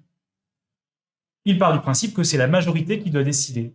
Alors, c'est un petit peu moins vrai dans ce qu'il dit, parce que c'est pas toujours la même majorité. C'est ce que je disais tout à l'heure. Ségolène Royal versus Nicolas Sarkozy versus Bayrou. Bayrou était préféré par deux majorités qui n'étaient pas les mêmes. Donc c'est un petit peu plus large que la simple majorité à 50% des voix plus une. Mais on s'éloigne quand même de l'idée de consensus et puis de faire société et puis d'accepter que les gens avec qui on n'est pas d'accord soient pas écrasés, mais qu'on puisse avoir une solution de compromis. Et donc pour résoudre à cette question-là, il y a un autre mathématicien, philosophe du XVIIIe siècle qui a réfléchi à ça et qui s'appelle de Borda, qui a vécu en même temps que Condorcet. Ils n'étaient pas d'accord sur la manière dont il fallait faire les votes. Ils sont tous les deux intéressés à la même chose.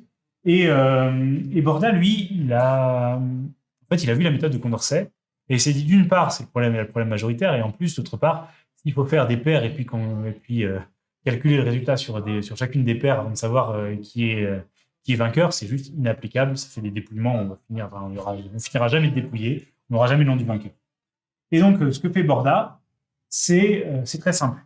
Il demande à ce qu'on note l'ordre comme Condorcet, en fait, l'ordre des candidats, mais ça va correspondre à des points qu'on va donner à chacun des candidats. Typiquement, là, dans l'exemple que je vous ai donné, on a trois candidats.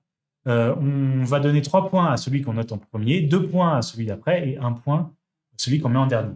Ensuite, on fait le total et celui qui a le plus de points gagne. Alors, pour comprendre pourquoi c'est différent de Condorcet, je ne vais pas vous l'expliquer là, mais il faut reprendre un peu la théorie mathématique qu'il y a derrière, mais c'est une logique qui est complètement différente.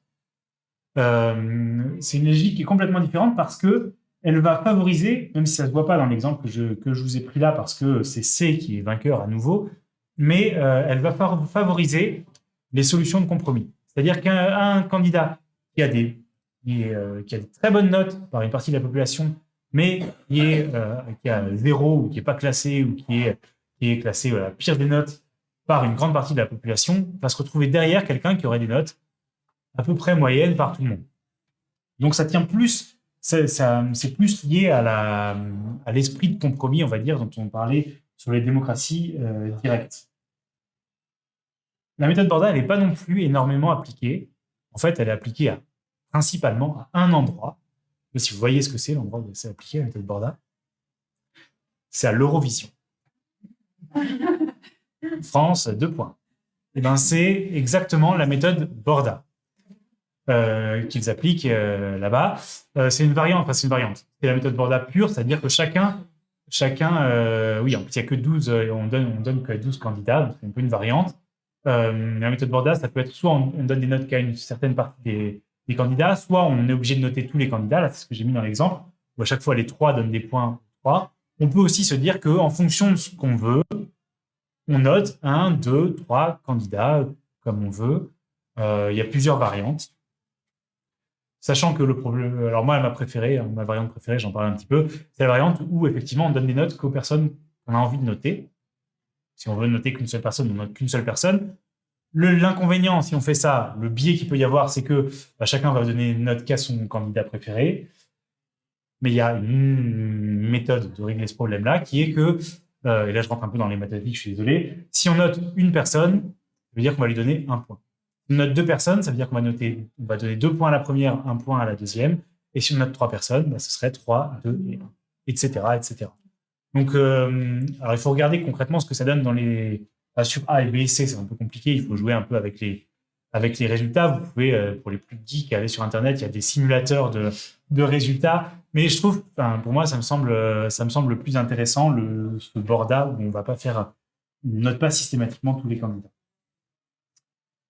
Euh, L'avantage pour boucler avec ce que je disais tout à l'heure sur toutes ces méthodes, c'est que ça respecte le critère d'unanimité, le critère d'indépendance, pas forcément le critère de Condorcet, mais un certain nombre s'en approche en tout cas. Et donc, en tout cas, beaucoup bien plus que nos scrutins traditionnels. De quoi je voulais vous parler d'autre? Là, je pense que j'ai fait à peu près le tour sur les nouveaux scrutins. Je sais qu'il y avait une chose qui me passe par la tête et que j'oublie. C'est pas grave. Si je ne l'ai pas noté, c'est que c'était pas important. Et bon, donc c'était un petit aperçu parce qu'il y a beaucoup, à nouveau, hein, il y a beaucoup de scrutins différents, de modes de scrutin.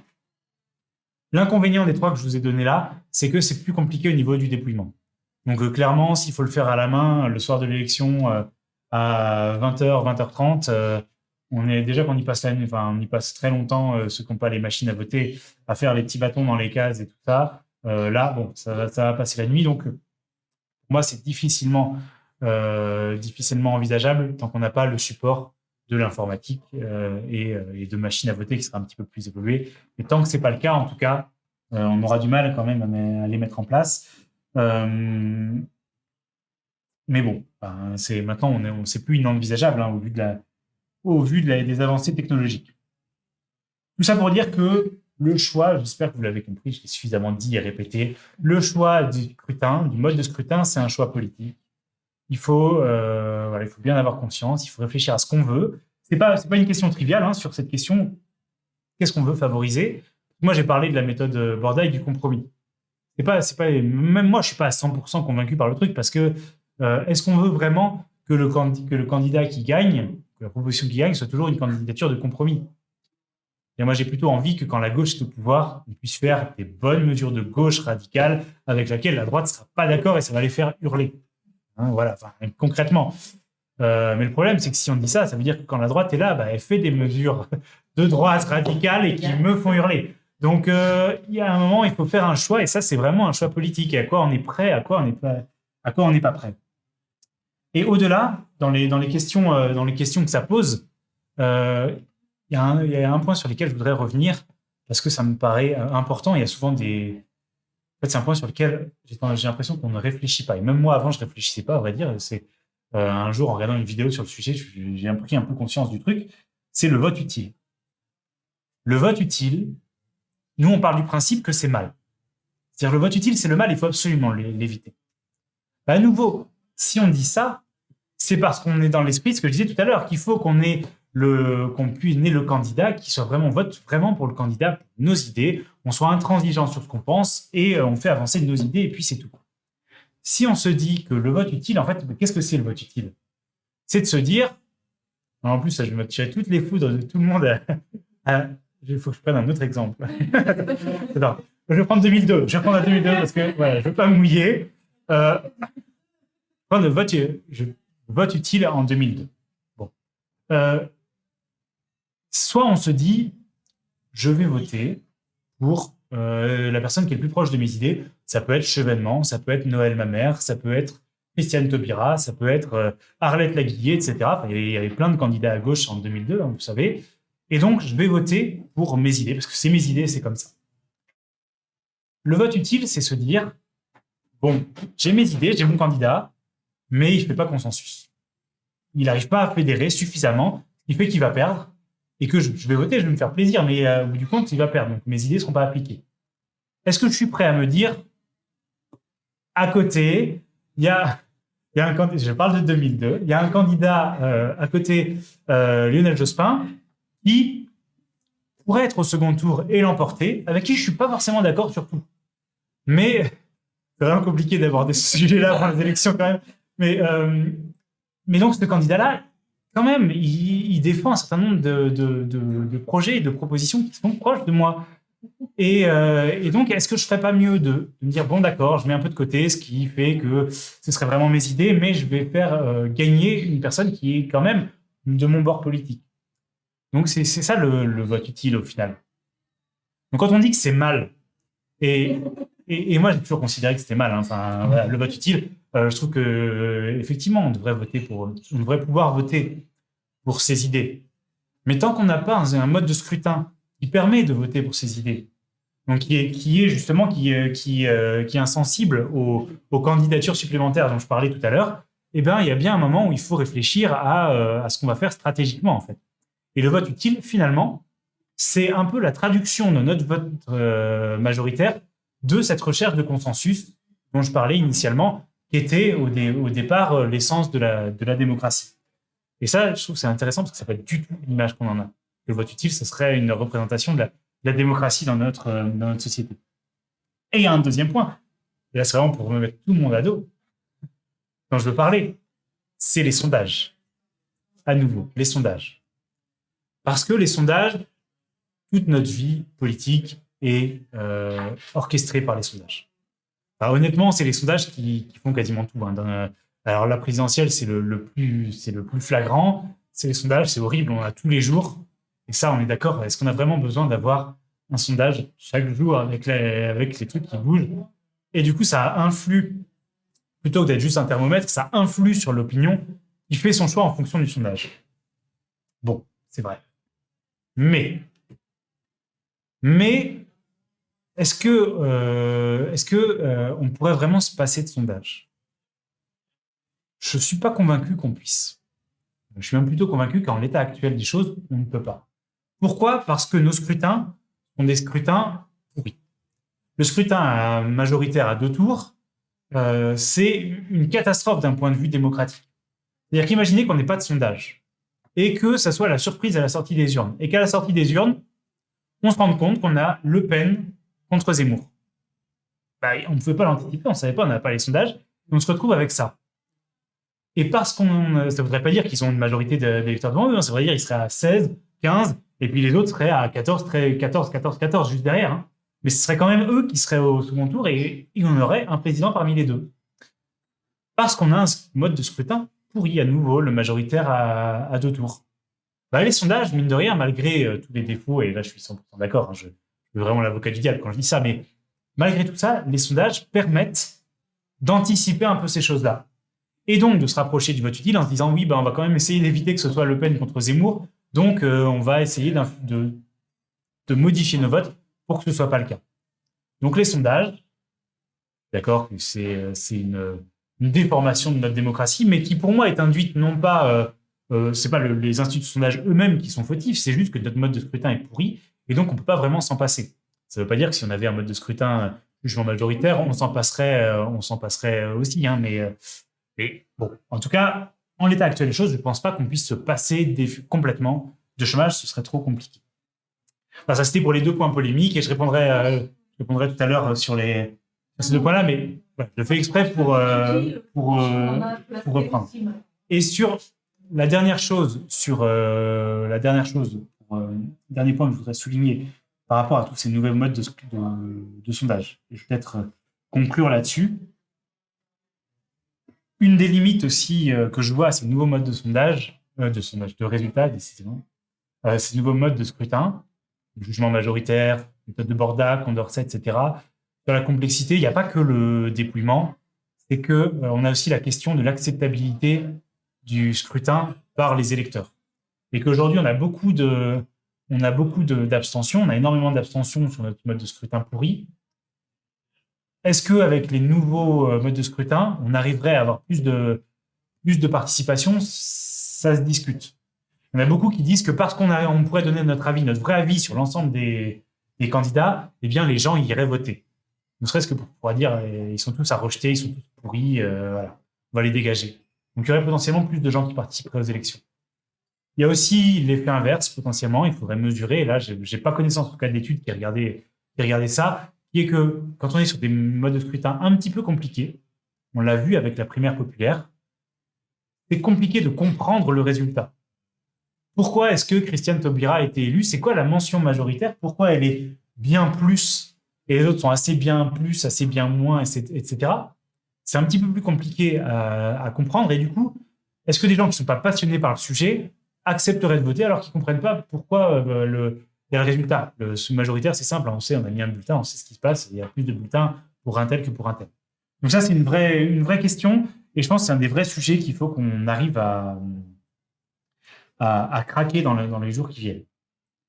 Et vraiment, toute dernière chose, pour reprendre un peu de hauteur par rapport à ce qu'on s'est dit, parce que le mode de scrutin, c'est évidemment politique, je l'ai dit, je l'ai redit, mais il ne faut pas oublier qu'il y a un sujet qui est encore plus politique, c'est pourquoi on vote. C'est-à-dire qu'on pourra toujours avoir le meilleur mode de scrutin, jugement majoritaire, bordage, je ne sais pas, peu importe le mode de scrutin pour désigner le président de la République, qui derrière va avoir tous les droits pendant 5 ans. Au fond du fond, on aura élu un homme ou une femme pendant 5 ans qui va se retrouver avec tous les pouvoirs. Et ça, c'est pas démocratique. Donc, le mode de scrutin ne fait pas tout. C'est certes une étape politique, mais le plus important, ça reste quand même d'avoir des institutions qui, globalement, permettent plus de démocratie à tous les niveaux. Voilà. Je vous remercie.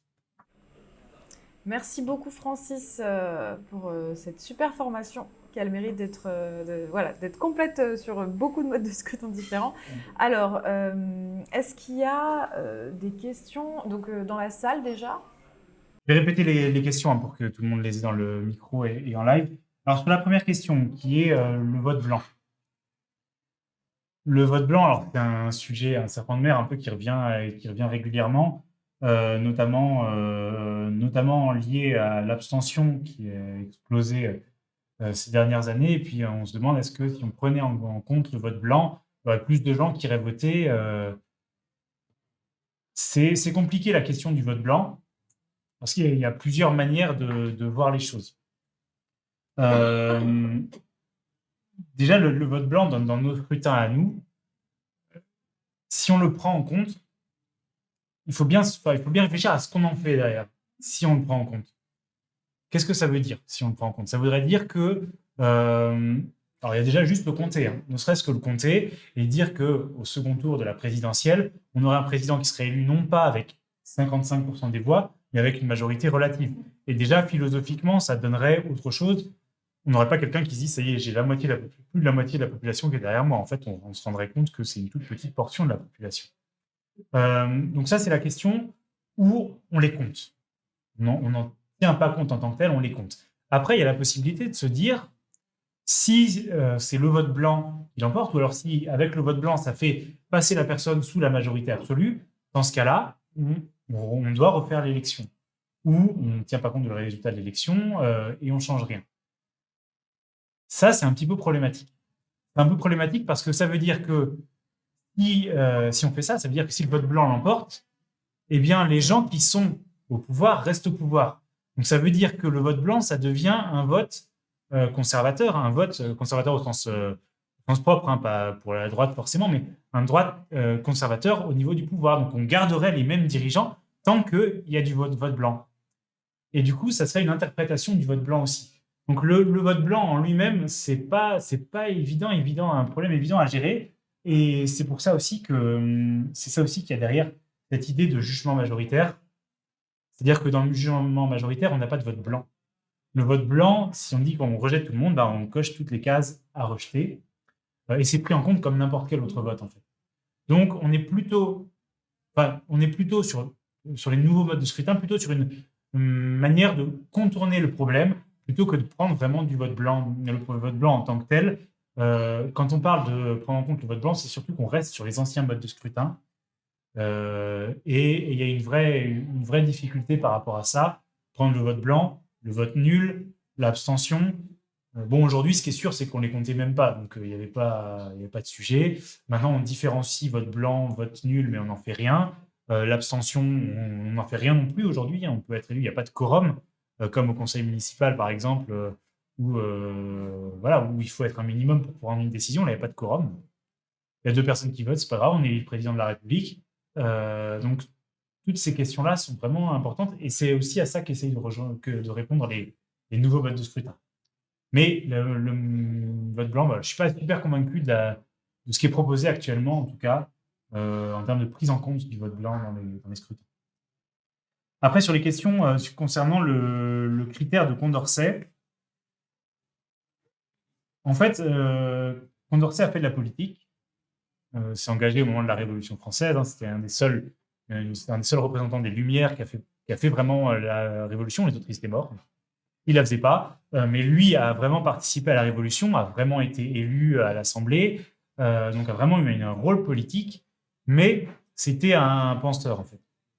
Donc, il n'était pas politique au sens où on pourrait dire aujourd'hui politicien, à vouloir dire mais c'est mon bord, etc. Ce qui lui a valu d'ailleurs beaucoup de problèmes et qui a causé sa chute, c'est qu'il était très porté sur la théorie, on va dire. La théorie. Et donc, quand il va réfléchir au meilleur mode de désigner un candidat, le plus démocratique, pour lui, c'est un concept absolu. C'est-à-dire, quel est le candidat qui représente le mieux le peuple? Et si le peuple, c'est l'extrême droite, bah, le meilleur candidat, c'est celui qui va le mieux représenter l'extrême droite. C'est sa logique, c'est qu'il est sur des principes et déconnecté vraiment de la politique réelle. C'est pour ça qu'il n'y a pas de garde-fou dans son truc. De dire comment est-ce qu'on fait pour éviter que ce soit un candidat d'extrême droite qui s'impose. Déjà, à l'époque, l'extrême droite, déjà la gauche n'existait pas vraiment. Et l'extrême droite, ça n'existait pas non plus. L'extrême droite, disons que c'était ceux qui étaient au pouvoir, quoi, à son époque. Donc, c'était pas exactement les mêmes difficultés qu'il rencontrait. Et effectivement, lui s'est intéressé vraiment aux aspects techniques. Mais tout au long de sa vie, hein, c'est lui notamment qui a participé très largement à la rédaction de la Constitution qu'on a appelée Régie Girondine et qui n'a jamais été appliquée, qui n'a même jamais été votée d'ailleurs à l'Assemblée.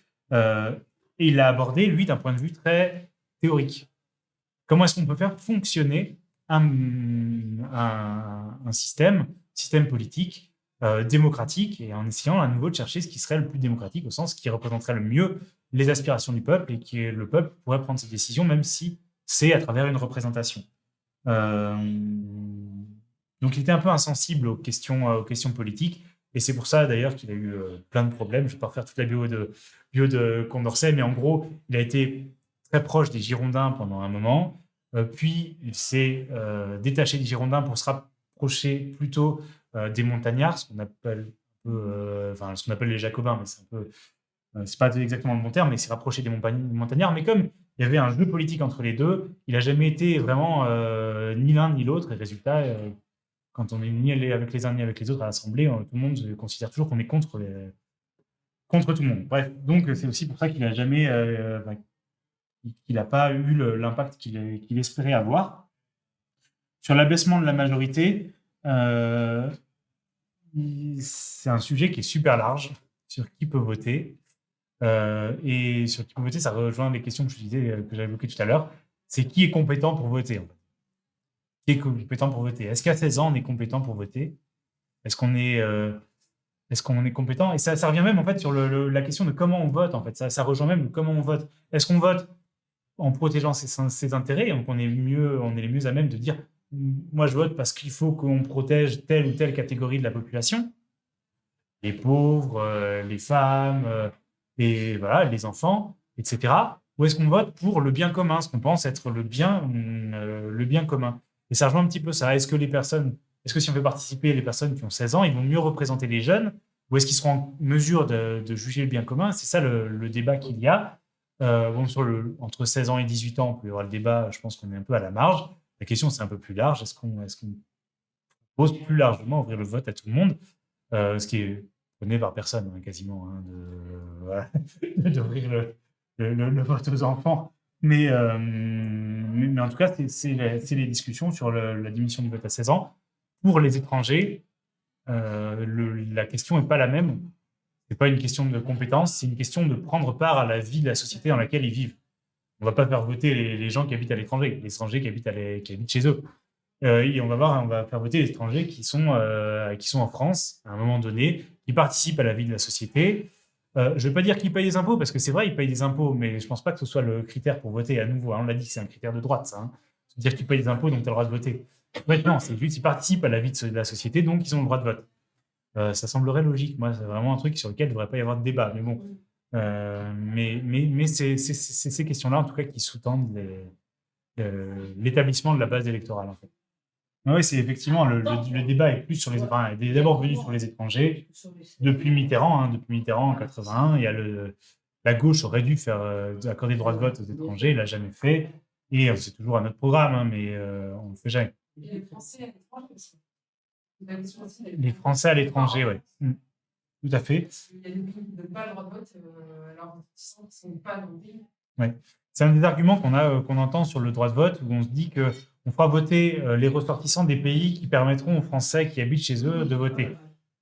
Bon, là, le problème, c'est que du coup, on n'est pas sorti de l'auberge s'il n'y en a pas un qui est plus intelligent que l'autre, parce qu'eux peuvent avoir le même raisonnement, et auquel cas, à part se dire on met les gens le droit de vote en même temps dans tous les pays du monde, ça ne marche pas. Donc, en fait, la solution la plus simple, c'est de donner le droit de vote aux étrangers qui habitent en France. Peu importe ce qui se passe chez eux, nous, ils sont là, ils sont bienvenus, ils participent à la vie de la France, et ben, ils votent pour choisir aussi ce qu'on va faire. Alors, du coup, la remarque, je le redis pour les personnes qui suivent à distance, concerne le vote utile et le fait que les gens en ont marre du vote utile et de plus en plus marre. Et effectivement, il y a eu cette une de Libé, c'était l'été dernier, sur le fait que justement, les gens de gauche ne voulaient plus choisir entre Macron et Le Pen, typiquement. Ça, c'est pour le vote au second tour, et même le vote au premier tour, en fait. Et c'est vrai que humainement, on a envie de voter pour notre candidat. Quand on a un candidat qui en rigolant aussi, qui représente vraiment nos valeurs, on a envie de pouvoir voter pour ce candidat-là, et pas se dire, bah non, je ne vais pas voter pour lui, je vais voter pour un autre qui représente moins mes idées. Je pense qu'il y a deux choses différentes. Il y a la première qui est de voter vraiment pour le candidat qui représente purement nos idées. Ça, pour moi, c'est un peu c'est un peu de l'immaturité politique, si on veut se dire qu'on veut absolument voter pour celui qui a l'idée, tant pis si on n'a aucune chance de gagner, de toute façon, on sera content d'avoir voté pour lui. Tant que ça reste dans un ensemble, je dirais de gauche, de manière générale pour la gauche, qui est acceptable, pour moi, là, la question n'est pas la même. Pas la question de voter pour tel ou tel au premier tour qui serait proche de nos idées n'est pas la même chose que de voter pour Macron, Le Pen au second, ou de voter pour Pécresse contre Le Pen au second. Au second, on est sur un vote utile qui va quand même un petit peu plus loin, c'est-à-dire voter quelqu'un qui n'a pas nos idées, mais l'autre a vraiment tellement pas nos idées que vaut mieux le premier, parce qu'il y a des mauvaises mesures, vaut mieux que ce soit des mauvaises mesures qui ne soient pas trop, pas extrêmes. Donc c'est vraiment deux niveaux de vote utile un peu différents. Et je suis d'accord que là, il y a un risque énorme, et que les électeurs de gauche se retrouvent pas au second tour, s'il y a Macron-Le Pen, n'aillent pas voter. Et c'est vraiment effectivement un gros risque. Ça a fonctionné à peu près en 2017 parce que Macron était le représentant ni droite ni gauche, mais il avait été au gouvernement d'une certaine gauche. Et après tout, il n'était pas plus à droite que Valls, qui était qui était un candidat potentiel du Parti socialiste. Donc, bon, admettons, c'était un vote utile. Voilà, cette fois-ci, quand on a vu ce qui se passait, et on a fait une formation de l'École du Progrès avec Guillaume Duval sur le bilan d'Emmanuel Macron, mais quand on a vu ce qu'il a fait concrètement, sa politique, qui se rapprochait beaucoup plus de la politique de Nicolas Sarkozy que d'autres choses, voilà, c'est sûr qu'il y a des gens qui ne vont pas vouloir aller voter. Et c'est dangereux par rapport au second tour. Et là, le problème, à nouveau, ça tient en partie de la modalité de vote. Si on n'avait pas cette élection à 2 tours un peu débile, majoritaire, eh ben, on ne serait pas obligé de faire ça. Après, moi, je reste convaincu que dans un second tour, face à l'extrême droite, il faut voter n'importe quoi. C'est quand même ce que je ferais. Je peux vous le dire, si c'est Macron-Le Pen, j'irais voter Macron. Et même si c'est Pécresse, Le Pen, Pécresse Zemmour, j'irais voter ça, parce que moi, mon engagement, il vient de là, il vient de 2002 et qu'on a fait la manifestation, etc. Donc, je pense que c'est ça. Mais je comprends tout à fait les personnes qui se disent on n'en a pas envie parce qu'on voit ce que ça donne au bout du compte et ça écrase toujours les mêmes populations au final. Là, en l'occurrence, par rapport à, je réponds directement face aux questions du chat, sur le fait que les sondages passent le garde-fou actuellement. Alors, le truc, c'est que Condorcet, en fait, n'a pas besoin vraiment de garde-fou. Parce que justement, on va classer tous les candidats. Ça veut dire que, globalement, si une majorité de personnes rejettent Zemmour et Le Pen, ils ne peuvent pas être élus. Ah ben, s'ils ne le rejettent pas, ouais. Ce sont les deux qui arrivent. Pas spécialement sur Condorcet. En fait, à partir du moment où le scrutin de Condorcet dit que les deux premiers, c'est Zemmour et Le Pen, ça va être comme ça. Et c'est-à-dire qu'on pourra faire le vote majoritaire et il y a de fortes chances pour que ce soit quand même eux. On pourra faire ce qu'on veut, il y a de fortes chances pour que ce soit quand même eux. En fait. Donc, il n'y a pas vraiment de garde-fou. Mais à partir du moment où c'est Zemmour et Le Pen qui arriveraient en tête d'un scrutin de Condorcet, c'est que la vie politique et la population en France est devenue raciste, fasciste, etc. Donc, à partir de là, et à partir du moment où on peut déménager, oui, ou alors on peut sortir de la démocratie dans ces cas-là. Dans ces cas-là, c'est ça l'alternative. C'est-à-dire que la majorité a décidé ça, eh ben, on va prendre les armes et on va renverser ce qu'a décidé la majorité. Mais dans ce cas-là, on sort du contexte de la démocratie, en fait. Et c'est ça le garde-fou. Voilà. Et là, on sort des figures de la démocratie. Du coup, pour les questions en live. Voilà, alors du coup, j'ai plusieurs questions. Donc, première question, une question d'Anne-Flore sur Facebook. Comment adapter le jugement majoritaire à un scrutin de l'ampleur de la présidentielle, impliquant des millions d'électeurs? Est-ce que ce serait par une initiation à la méthode? Est-ce que ce serait pas un peu décourageant car un peu plus complexe?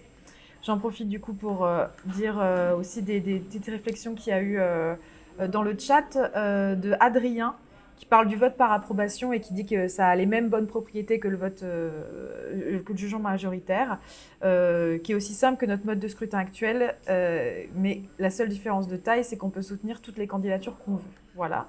Et qui redit également qu'il est difficile de prendre en compte le vote blanc dans le jugement majoritaire, mais le vote par approbation ou par note, ça permet de le faire assez facilement. Voilà, donc petite réflexion par rapport au vote blanc et aux discussions qu'on a eues précédemment. Ensuite, j'ai une question sur Twitch de Mathieu qui dit on peut trouver des plateformes sur Internet pour voter avec un peu tous les systèmes, mais en connaîtrais-tu utilisant le vote de Borda? Ensuite, une autre question sur Telegram, parce que du coup, on est multi-canaux, parce qu'apparemment, c'était un peu difficile de mettre des commentaires sur Facebook, donc on va regarder ça, parce que j'ai eu 2 fois cette remarque. Donc, question de Marianne. J'ai quand même l'impression que le jugement majoritaire laisse la place à un vote stratégique. Il suffit de voter très bien pour son ou sa candidate et pas bien pour tous les autres. Est-ce que ne perd pas là toute une nuance? Voilà. Et je permets de rajouter une question à moi. Est-ce que tu connaîtrais des endroits en France où on a on a fait des expériences de vote différents? Parce que effectivement, par exemple, le vote, du coup, c'est acté dans la loi, donc on ne peut pas le changer comme ça, mais des expériences, par exemple, mettons une assemblée tirée au sort dans une municipalité, je ne sais pas, une expérience comme ça, ou alors voilà, d'autres expériences de démocratie locale qui pourraient être intéressantes et qui pourraient alimenter un petit peu le débat justement sur d'autres modes de fonctionnement, d'autres modes de vote. Voilà, je te laisse répondre à tout ça. J'ai le micro, ok. Parfait, alors, pas mal de questions. Est-ce que le jugement majoritaire est adaptable à la présidentielle? Concrètement, c'est ce qu'a fait la primaire populaire. C'était qu'avec les candidats de gauche, avec une dizaine de candidats, mais ça montre aussi qu'il est possible actuellement de faire voter des centaines de milliers de personnes, donc pourquoi pas des millions, hein, ça ne change pas forcément, pour un scrutin tel que la présidentielle. Maintenant, effectivement, les problèmes, c'est ce que je disais tout à l'heure, hein. C'est d'une part le fait qu'il faudrait sans doute pour le dépouillement être aidé par la machine. Voilà, donc il faudrait un vote, plutôt qu'un vote par bulletin qui serait très très compliqué à dépouiller après à la main, voter sur des machines à voter, avec les possibles les problèmes que ça peut poser par ailleurs. La compréhension, putain, il faudrait effectivement faire œuvre de pédagogie pour expliquer pourquoi est-ce qu'on passe d'un scrutin simpliste à un scrutin plus compliqué. L'avantage du jugement majoritaire, c'est que comme on parle de mention, on parle quand même quelque chose d'un peu concret. Quand on dit qu'un candidat est passable, ben c'est plus parlant que si on dit que c'est un candidat à qui on met une note de 2 ou 3. Donc ça parle un petit peu plus.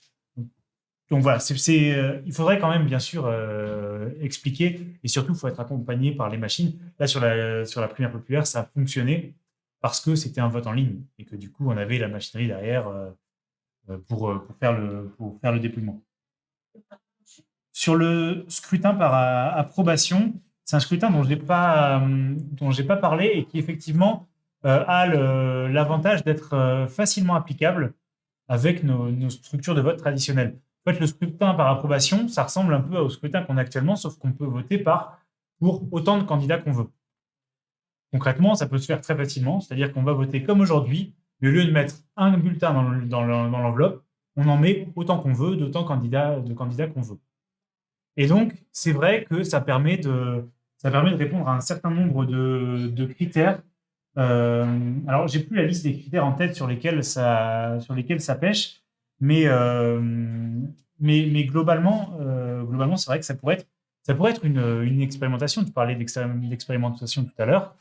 Vu que c'est facile à faire, ça pourrait être une expérimentation assez simple. Par contre, le sujet, c'est qu'il faut que les gens jouent le jeu. Et ça rejoint la question sur la question du vote stratégique sur le jugement majoritaire. C'est-à-dire que si on permet de faire un vote par approbation par autant qu'on veut, des bulletins de vote, il y aura toujours le vote stratégique qui est de dire moi je mets que le mien parce que je ne veux pas augmenter le score des autres. Et du coup, c'est au niveau du vote stratégique, c'est quand même assez exposé. Le jugement majoritaire l'est moins. Alors j'entends ce que disait Marianne sur le fait qu'il est possible de mettre la meilleure mention à son candidat et la moins bonne à tous les autres. Et c'est vrai. C'est vrai qu'on est aussi exposé au vote stratégique, mais de manière générale, le vote stratégique est assez difficile à éviter. Il y a des critères, j'en ai pas parlé, mais on appelle ça les critères d'Arrow, A2ROW. C'est une série de critères, et puis en fait, il y a un théorème, le théorème d'Arrow, qui dit que ces critères-là, on ne peut pas les respecter. La seule manière de les respecter tous en même temps, c'est d'être dans une dictature. Que ce soit une seule personne qui prenne les décisions du monde. Et donc, c'est ce qui est très compliqué avec les critères. C'est-à-dire qu'on peut prendre le mode de scrutin qu'on veut. Au final, il va falloir faire un choix entre le critère qu'on va vouloir respecter, parce que pour nous, c'est important, et celui qu'on va se dire, tant pis. Et dans le jugement majoritaire, on aura un peu de vote stratégique, potentiellement. Mais on aura moins quand même que typiquement sur les nôtres, ou même sur le vote par approbation, ou sur des votes de cet ordre-là. Une des plateformes pour voter en utilisant Borda. Alors, de mémoire, il y a une vidéo que je vous conseille d'une chaîne de YouTube qui s'appelle Esprit Critique. Voilà, je vous encourage à le regarder sur justement les modes de scrutin. Alors, c'est fait par plutôt un anarchiste. Donc, en termes de politique, on n'est pas toujours d'accord surtout, je ne suis pas d'accord avec forcément toutes ces vidéos, mais il a beaucoup de vidéos qui sont vraiment très intéressantes, que ce soit sur les modes de scrutin, que ce soit sur les partis, l'évolution des partis aussi. C'est très intéressant. Et il me semble que lui a mis sous sa vidéo sur les scrutins, a mis un lien vers un outil qu'il a fait qui permet de simuler les différents votes. Je crois que c'est lui. Donc allez voir, et il y a notamment la méthode de Borda, la méthode Condorcet et peut-être la méthode par approbation. Je ne sais plus, il y en a 4 ou 5. Des expériences pour finir de votes différents. Alors, sur le tirage au sort, je sais que ça a été fait sur des assemblées citoyennes, effectivement. Enfin, ne serait-ce que pour la Convention climat. En fait, il y a un certain nombre de villes qui l'ont porté. Nous, on l'avait porté sur notre projet municipal. C'était un peu partout. La SME, ces assemblées citoyennes pour réfléchir à la vie locale. C'est vrai que c'est un format qui s'y prête bien. Pour les autres modalités de vote, à part la primaire populaire et ce genre de choses, je n'ai pas en tête vraiment d'application concrète de ces votes-là qui étaient faites en France. Il y a certains dans certains autres pays, ils utilisent des scrutins. Je crois que l'Australie utilise. Alors, est-ce que c'est pour leur parlement? En tout cas, l'Australie, pour certains scrutins, utilise des méthodes soit Borda, soit Condorcet. Donc, ça, faut les regarder côté australien. Mais sinon, il y a un certain nombre d'études sur les résultats français où ils projettent en fait les différentes méthodes pour voir qui gagnerait en fonction de la méthode retenue. Et typiquement, c'est intéressant parce qu'en 2017, si on prenait le jugement majoritaire, il y avait Mélenchon qui était très haut. Et ce qui est un pied de nez un peu à ce qu'on se dit sur le jugement majoritaire, qui est que ce serait toujours le plus centriste qui en sortirait. Et en fait, le jugement majoritaire en 2017 faisait sortir Mélenchon, ou en tout cas le placer numéro 2, juste derrière Macron. Je ne sais plus exactement quel était l'ordre d'arrivée des deux premiers, mais en tout cas, il était placé très haut. Pourtant, c'était un candidat très clivant. Donc, il faut regarder les études qui projettent les résultats sur des nouvelles modalités de vote. Pour répondre rapidement, effectivement, alors la question sur le tirage au sort, c'est parmi qui on tire au sort. Et c'est vrai que si on fait sur la liste électorale, ou une sous-liste, on va dire, à moins que ce soit vraiment un acte politique de dire on veut que les gens soient candidats, parce qu'on veut quand même que les gens aient un peu envie de participer à l'aventure. Mais sinon, le principe étant, du tirage au sort étant d'avoir des représentants qui soient représentatifs justement de la population, si on commence à se mettre des barrières à dire on ne va pas prendre les étrangers, les personnes qui ont moins de 21 ans ou moins de 18 ans ou moins de je sais pas quoi, bah, c'est un peu problématique et on perd un peu l'intérêt du tirage au sort si on se limite aux personnes, et même sans ça, hein, les gens qui sont inscrits sur les listes électorales, il y a plein de gens qui ne sont pas inscrits sur les listes électorales. Et ces personnes-là, il faut les entendre aussi. Donc, du coup, tu prends quoi comme fichier? C'est un vrai sujet. Souvent, le meilleur fichier, c'est quand même le fichier des impôts. C'est souvent celui qui l'a, parce que même les gens qui ne sont pas imposables, souvent, sont recensés. Donc, c'est souvent dans une société, il n'y a pas qu'en France, hein, la société, ceux qui savent qui y a dans le pays, c'est ceux qui collectent les impôts. Donc, souvent, c'est ça le meilleur fichier, mais il y a vraiment une vraie question sur le fichier qui est utilisé. Sur le tout est politique, et effectivement, tout est politique. Et juste pour rebondir un peu sur le fait que dès qu'on est plusieurs, il faut que les règles de prise des décisions soient acceptées par tout le monde. Il y a une question qui me chiffonne, moi, par rapport à tout ça, c'est que, bon, on a décidé que, en France et en plein de monde, il y a le scrutin majoritaire, c'était ça, la démocratie. Alors, qui c'est qui a décidé que c'était ça, le scrutin majoritaire, la démocratie?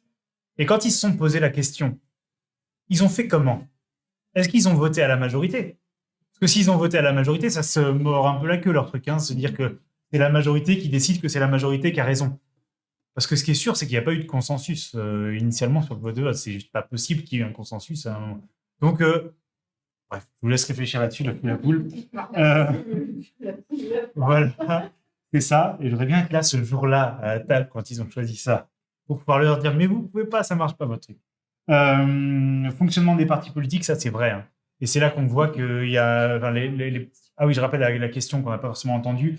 On a tous des idées, tous les partis politiques ont des idées sur le fonctionnement de la démocratie. Et pourtant, en interne des partis politiques, on est incapable d'appliquer ces idées. Et c'est vrai. Alors, les associations, c'est pareil. Il n'y a pas que beaucoup des partis politiques, mais en fait, dès qu'il y a quelque chose de la démocratie à mettre en place, c'est impossible. On n'y arrive pas. Oui, il y a toujours des choses. C'est l'urgence, donc on ne peut pas vraiment choisir. Il y a toujours plein de choses qui font qu'on ne peut pas. Moi, moi, en tant que militant génération, cadre génération, ce qui m'a atterré, c'est quand on a participé à une primaire. Alors, parmi des partis qui, tous, prônent des nouveaux modes de scrutin et qu'on fait notre primaire au scrutin majoritaire, à 2 tours. Je trouve ça affligeant. Je veux dire, c'est vrai là, chez nous, mais ailleurs, c'est vrai. Enfin, on ne va pas parler de la démocratie à la France insoumise, on ne va pas en parler même dans les partis de droite, hein, parce que, voilà, ou En Marche, hein, ça, ils ne savent même pas le mot, ils ne connaissent même pas le mot, je crois. Mais non, mais c'est pareil partout. Et du coup, il y a un moment où c'est vrai qu'il faut que nous, dans les partis politiques, on ait le courage de dire non, on va redonner un peu la parole au peuple, Demos, donc à nos militants, en fait, nos adhérents, alors peu importe la structure qu'ils ont, mais en tout cas aux gens de base, et puis qu'on fasse vraiment. Mais c'est compliqué parce que, à nouveau, ceux qui doivent prendre la décision de faire ça, c'est ceux qui ont été élus d'une autre manière. Donc c'est un peu compliqué de se dire oui, moi je suis élu par le scrutin majoritaire, j'ai pas intérêt personnellement à le remettre en cause. C'est notre rôle, notamment à gauche, de se dire que c'est quand même au-delà de ça, de l'intérêt particulier, on a l'intérêt collectif. Sur la démocratie verticale, effectivement, alors là, il y a beaucoup de débats, et à Génération en particulier, on a eu beaucoup de débats sur la verticalité versus l'horizontalité. Il ne faut pas croire que la démocratie directe, que je disais tout à l'heure, avec tout le monde qui discute ensemble et qui est ce qu'on parangon de l'horizontalité, c'est la seule manière de faire de la démocratie et que c'est une manière qui fonctionne. Concrètement, ça ne fonctionne pas, la pure horizontalité, ça ne peut pas fonctionner. Donc, il faut trouver une manière d'organiser les choses et il faut un peu des deux. Et c'est ça qui n'est pas facile et qu'on n'a pas encore réussi à craquer vraiment dans les partis politiques, c'est qu'on n'a pas encore trouvé le bon mélange entre verticalité et horizontalité. Soit il y a trop d'horizontalité, ça devient complètement le bordel. Soit, pire, il y a beaucoup d'horizontalité, mais il y a un grand chef qui décide de tout. Alors, on a deux grands partis en France Ça se passe comme ça. Hein. Voilà, c'est autour d'une personne qui va finalement tout décider parce que les autres, ils n'ont pas de contre-pouvoir en fait. Donc, tout le monde se met d'accord pour faire le contre-pouvoir d'une personne. Soit c'est très vertical et là on est à la soviétique ou alors pour réussir à faire un truc dans le parti, il faut remonter par 15 échelons pour réussir à avoir un peu. Et là, ça décourage les militants qui n'ont plus de prise avec la prise de décision. Et ce qui est pour moi un mode un petit peu... je ne suis pas du tout un pro pure horizontalité, vous l'avez compris, mais à la fois la verticalité absolue, je pense que c'est plus adapté aux volontés des personnes. Que maintenant, tous les militants sont suffisamment politisés et ont envie d'avoir un impact. Et donc, ouais, c'est ça, il faut inventer la diagonalité dans les partis. Mais en fait, voilà, la transversalité, je sais pas. Mais en tout cas, tout reste à inventer de ce point de vue-là. Il y a plein de partis, plein de désignations. Je parlais des intercos, qui n'étaient pas du tout les modes de désignation qui sont super abstraits. Franchement, il faut regarder les textes qui dirigent ça. Et moi, j'ai regardé parce qu'à un moment, j'étais moi-même à l'interco. Enfin, j'ai quelqu'un de ma liste qui était à l'interco qui a démissionné. Je voulais savoir qui était élu à sa place. L'intercommunalité, nous, dans le Grand Paris, maintenant, on a les territoires. Et en gros, c'est l'échelon d'agglomération. Et donc, moi, j'avais quelqu'un qui était dans ma liste, qui était élu, puis qui démissionne. Et potentiellement, c'était moi. Donc, je voulais savoir si j'étais élu truc ou pas. Et j'ai repris les textes. Mais les textes, c'est juste impossible à comprendre.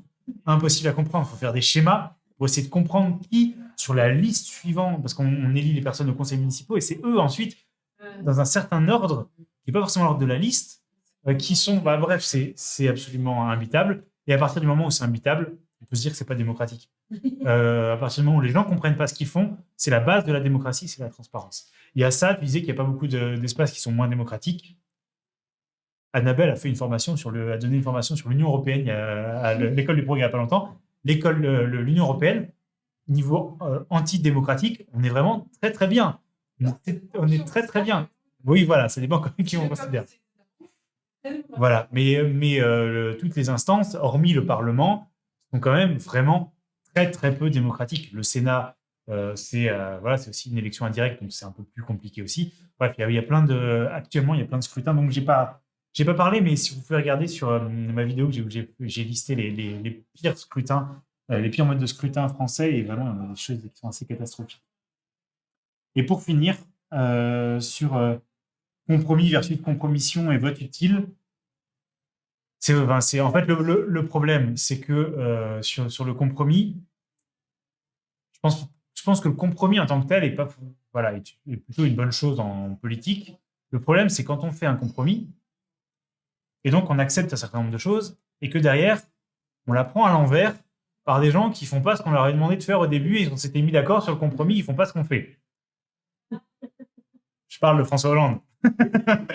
Il y avait un doute. Non, mais on est d'accord pour avoir un candidat pour lequel on fait des compromis. Si, in fine, on se retrouve à des choses qui sont inacceptables, on ne va pas le faire la fois d'après, le compromis. Et c'est ça le problème. Et l'immaturité politique, c'est aussi de se dire que j'ai été élu comme candidat dans le compromis, je ne tiens pas compte de tout ça. C'est aussi ce qu'a fait Jacques Chirac en 2002. Jacques Chirac, en 2002, il a été élu par 80% de la population. Plutôt que de se dire, je fais un truc d'union nationale un peu, et puis non, il a continué sa politique de droite et son gouvernement de droite. Macron, c'est pareil. Macron, il devrait être ni de gauche ni de droite. Au final, il fait que des choses avec des gens de droite sur une politique de droite. Donc, c'est souvent en même sens, parce que même quand la gauche est élue, finalement, elle fait des trucs de droite. c'est fou aussi ça. Je sais pas ce qui se passe. Mais voilà. Donc, c'est sur le droit de vote, voilà, sur le droit de vote des étrangers. Moi, je ne peux plus aller traiter sur un marché en disant nous, on va voter. Depuis effectivement, depuis Mitterrand, on dit la gauche. On ne l'a jamais. Les gens ne croient plus que la gauche va faire le vote pour les étrangers. C'est vrai, moi pareil, quand je fais à force de faire des porte-à-porte où on dit mais la prochaine fois vous pourrez voter, en fait peut-être pas parce que je ne sais plus où on en est. Normalement oui, mais en fait même si on gagne, non mais c'est non. Et sur la responsabilité des candidats, alors là, oui. La grande question, c'est est-ce qu'on peut responsabiliser nos candidats ? Il faudrait, parce qu'à un moment, là, la gauche est complètement irresponsable, surtout en ce moment. Le problème, c'est qu'on a un système politique qui leur permet d'être irresponsables et que ça nous mette tous dans le mur. Je conviens que changer de mode de scrutin pour pouvoir faire avec des candidats irresponsables, mais que ça donne quand même un bon résultat à la fin, c'est un peu un sparadrap. Bon, et il vaudrait mieux avoir des candidats responsables. Mais aujourd'hui, j'y crois plus vraiment de la responsabilisation des candidats. Et je me dis que peut-être si on mettait en place d'autres manières de choisir nos élus, peut-être que ça impliquerait aussi de plus être dans ce truc un peu borné du candidat qui va à tout prix se montrer à l'élection présidentielle. C'est important parce que c'est là que je montre qu'il y a des idées qui existent, qui sont les miennes. Et donc, typiquement, LO et NPA, c'est pour ça qu'ils se présentent. Ils n'ont pas la volonté de prendre le pouvoir. Enfin, ils ont la volonté, mais pas par les urnes et pas actuellement. Mais c'est la seule moment où ils peuvent faire vivre leur idée. Les législatives, tout le monde se présente parce que c'est ces élections-là qui régentent le financement des partis politiques. Donc, si on réformait un petit peu tout ça, tout ce système, peut-être qu'on ait un peu moins de stupidité de la part de nos représentants politiques, dont on fait partie un peu quand on est cadre d'un mouvement. Mais voilà, c'est comme ça. Merci beaucoup. Je pense qu'on va pouvoir clôturer. Merci beaucoup Francis pour cette formation de qualité et surtout pour les réponses et les discussions après. Merci à toutes et tous d'avoir été présents, que ce soit dans la salle ou que ce soit sur les différents réseaux sur lesquels on diffuse la vidéo. Donc vous pouvez voir qu'il y a beaucoup de discussions dans la salle. Hein. Désolée si vous ne pouvez pas tout entendre, on n'a pas forcément tous les moyens techniques pour pouvoir faire écouter toute la salle. Mais sachez que pour les personnes qui sont en région parisienne, n'hésitez pas à venir nous rejoindre parce que justement ces discussions sont assez riches, notamment après le live. Et pour les personnes qui ne sont pas là, n'hésitez pas à continuer à envoyer des messages sur différents groupes de discussion, à faire vivre le débat sur les différentes pages de réseaux sociaux de l'École du Progrès. Et à la semaine prochaine pour la prochaine formation. Pardon, désolée. Voilà, évidemment, il fallait que je fasse une erreur ce soir. Donc, rendez-vous dans 2 semaines. Dans 3 semaines. 2 semaines, 2 jeudis qui sautent. Voilà. On se retrouve. Exactement. Donc, rendez-vous dans 3 semaines après, du coup, les vacances parisiennes. Bonne soirée à toutes et tous. Et donc, rendez-vous dans 3 semaines.